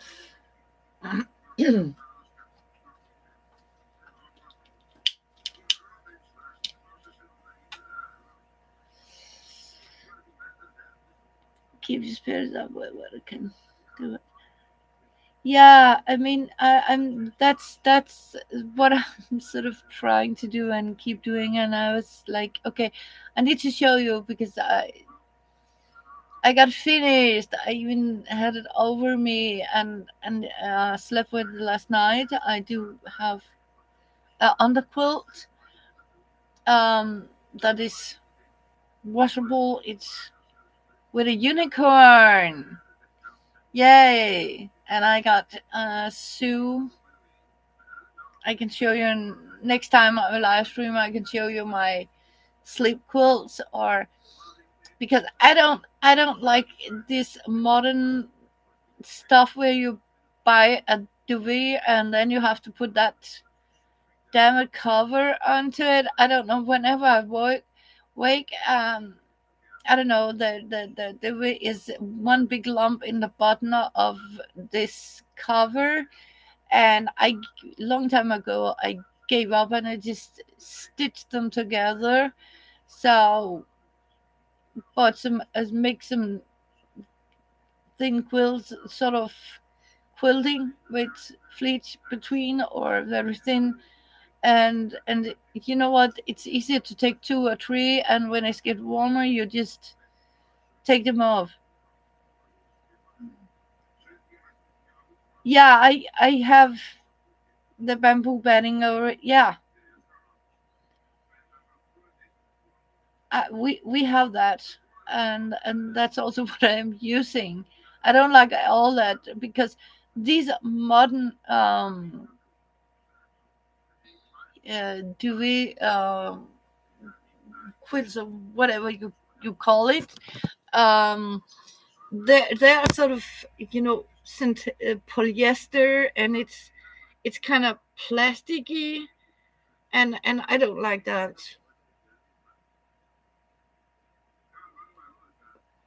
Yeah, so I make my own, um and I simply make them so they're washable.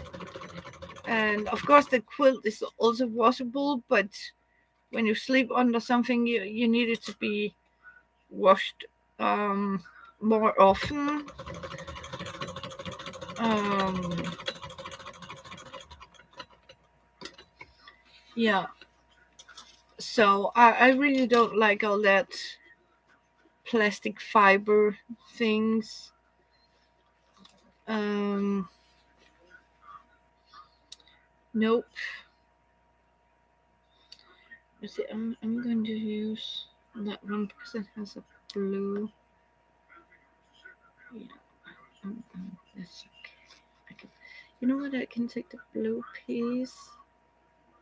Oh, the blue piece is fitting. Yeah, so I can put it here. And I really like fabric like this because you can pick a color. Yes, you can pick a color. Um, to that. Not this paper because I'm using old paper. Um, and um, I stitch it with very small stitches, and that means I can just break it off.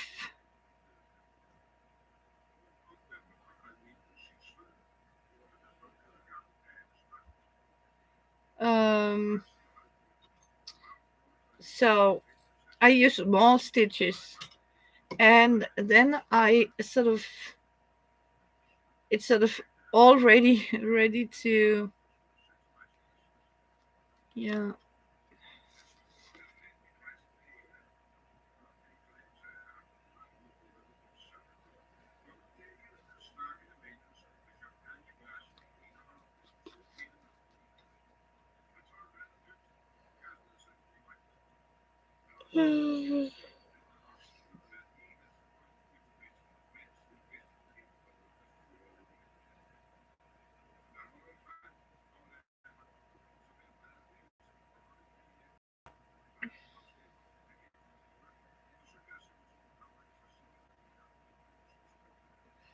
You know what, Diana?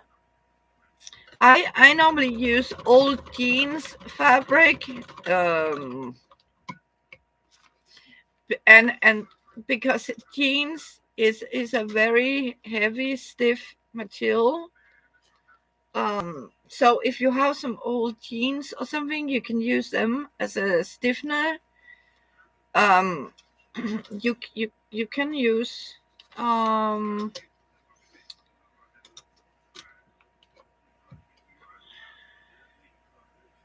yeah, interfacing is also a good idea. Yeah, jeans. I mean,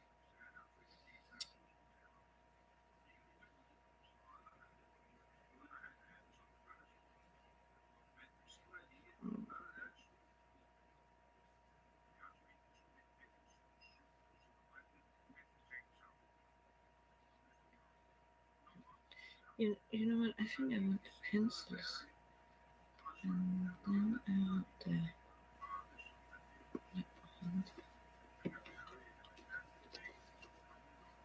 so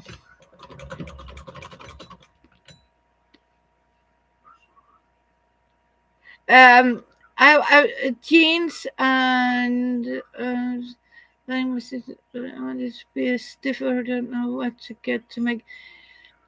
You can use if you don't have jeans.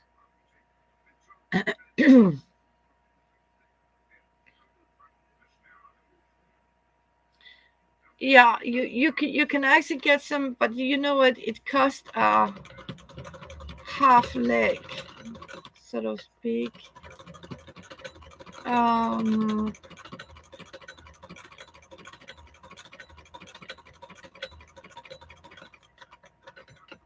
Sometimes, Diana, I use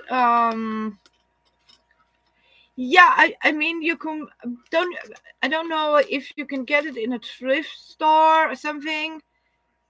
Yeah, calico is a good thing, and sometimes I use tarp. You know, tarp. Um, you can buy. It is some, it's like a non-woven material, and you can actually put it between. They make these bags out of it. I don't know. It's a non-woven material, but it's pretty stiff, and people are making bags of it, and you can get it as a tarp, or a sheet to cover the ground.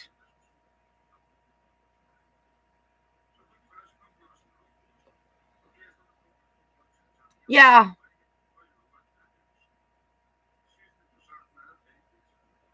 drop crop. Yeah, it might work. It's cheaper. You're welcome.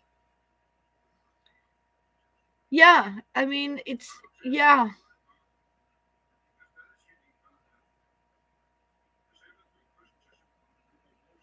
So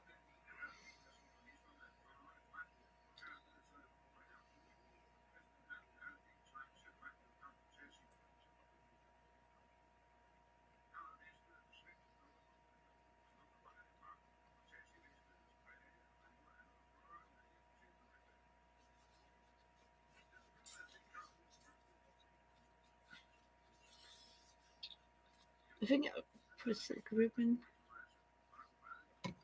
Yeah, sometimes I use some cheap silk ribbon here. I got from when we had a flying tiger. We don't have a flying tiger more. Mm, they closed all the tigers.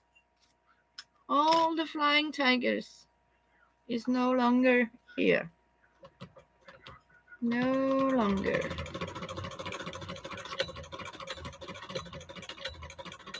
Now we have something called the sister screen, but they're not cheap.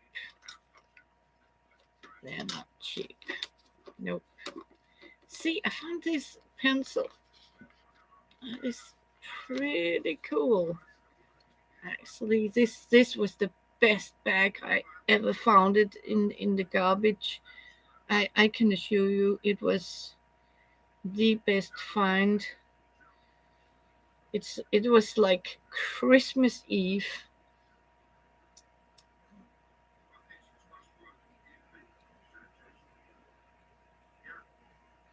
Yeah, I'm using Painter's drop cloth too. It's cheaper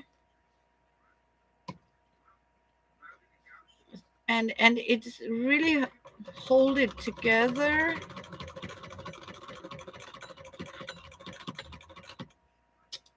So it's so nice to be together with ladies that know how to think outside the box, if I may say so. Yeah, because that's what we have to do sometimes, think outside the box. So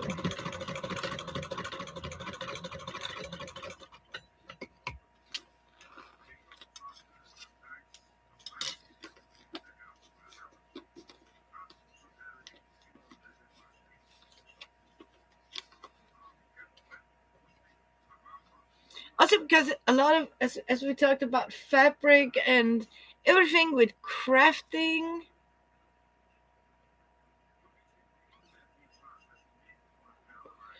it's turned so expensive. It's so expensive. Let me see.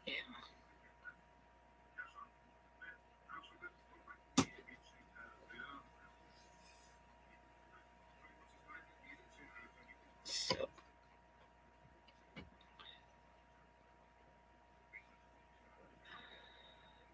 yeah, you know what? I would do that. You can actually do that, Diana. Why don't you do?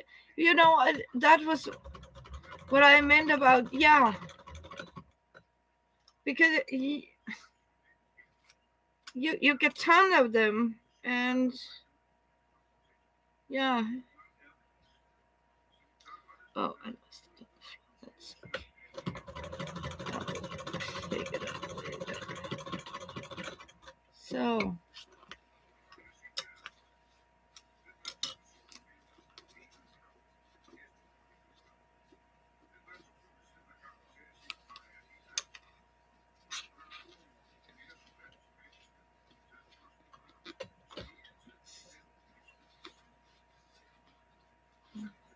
what the? Oh, okay. It doesn't want to cooperate. I'll make you cooperate. Here we are. We need to put that again.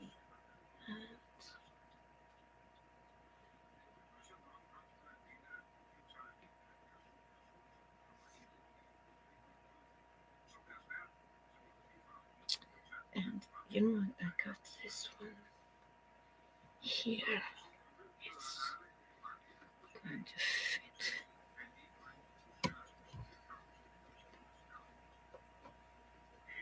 Yeah. Oh, yeah. Oh. You know what, dude? I always take a sheet of parchment paper and put it over the interfacing just in case. I always do that. Um,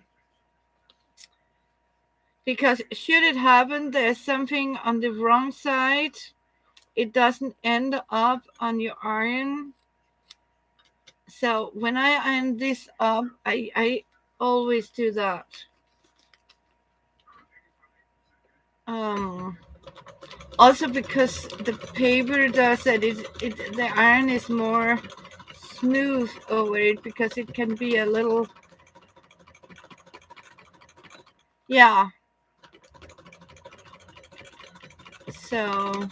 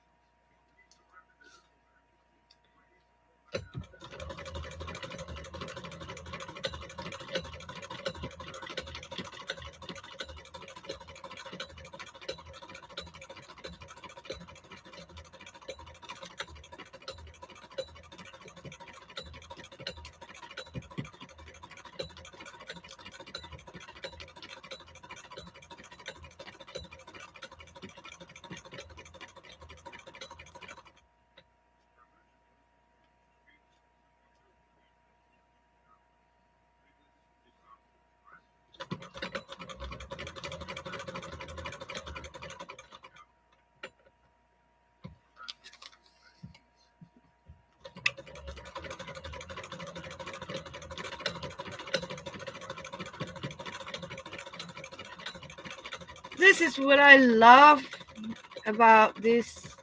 Our little here is because we can help each other. Right, ladies? We are here for each other, Diana. You just ask and we'll help you. That's for sure. And I really like that we know how to sort of think outside the box, and yeah. So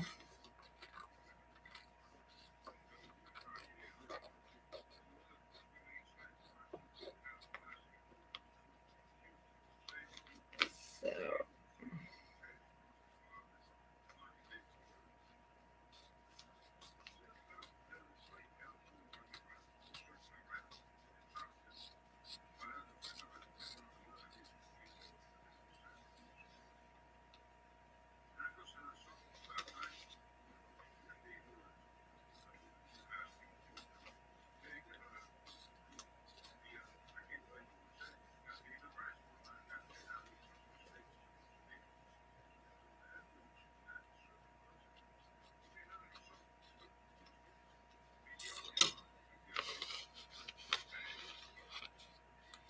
so here it is, one more to go.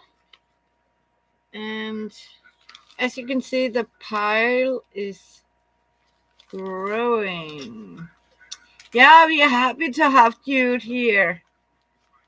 We can't be without you. This is how much I got for now. And it is going to be stitched like this. Not like this because I don't want to. Like this. You could do like this. Nope. Put it in back.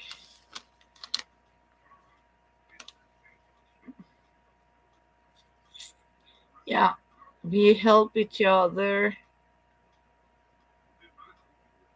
That's what we do. And that means I'll get a star in the center and a spider web between the stars. So perfect. Homemade and a success. So more to go. And these are, how big are they going to be? This is, no, because these are going to be 10 by 10. 10 by 10. When I have put it together, it's going to be 10 inches by 10 inches. And you put them together like this into squares. And when you combine the squares, you get this is going to be like a spider web. Yeah, with the star in the center. So, and the blocks are 10 by 10. Um, so I need to figure out how many I need because I need fewer. That means 10, 20. I need 5 that way. And that means I'll need 7 the other way. So that means I need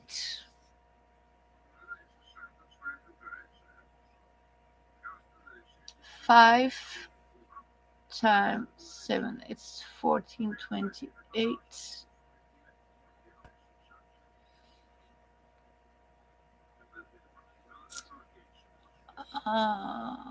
Yeah, I need 5 times 7.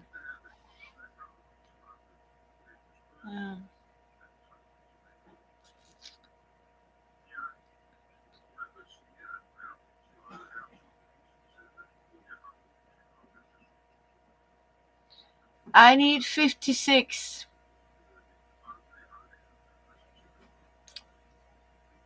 But every one is going to be of 4. So you have to count it with 4. So I need 200. I need 204 triangles. Are you kidding me? Yeah, because 5 squares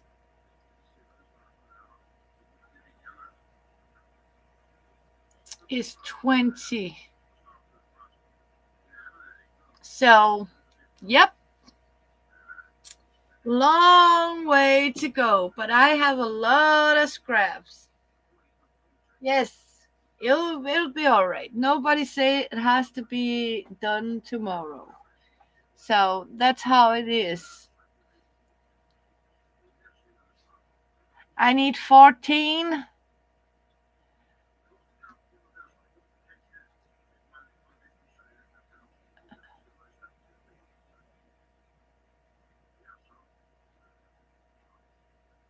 Yeah, but you have to consider it's 10 inches, right?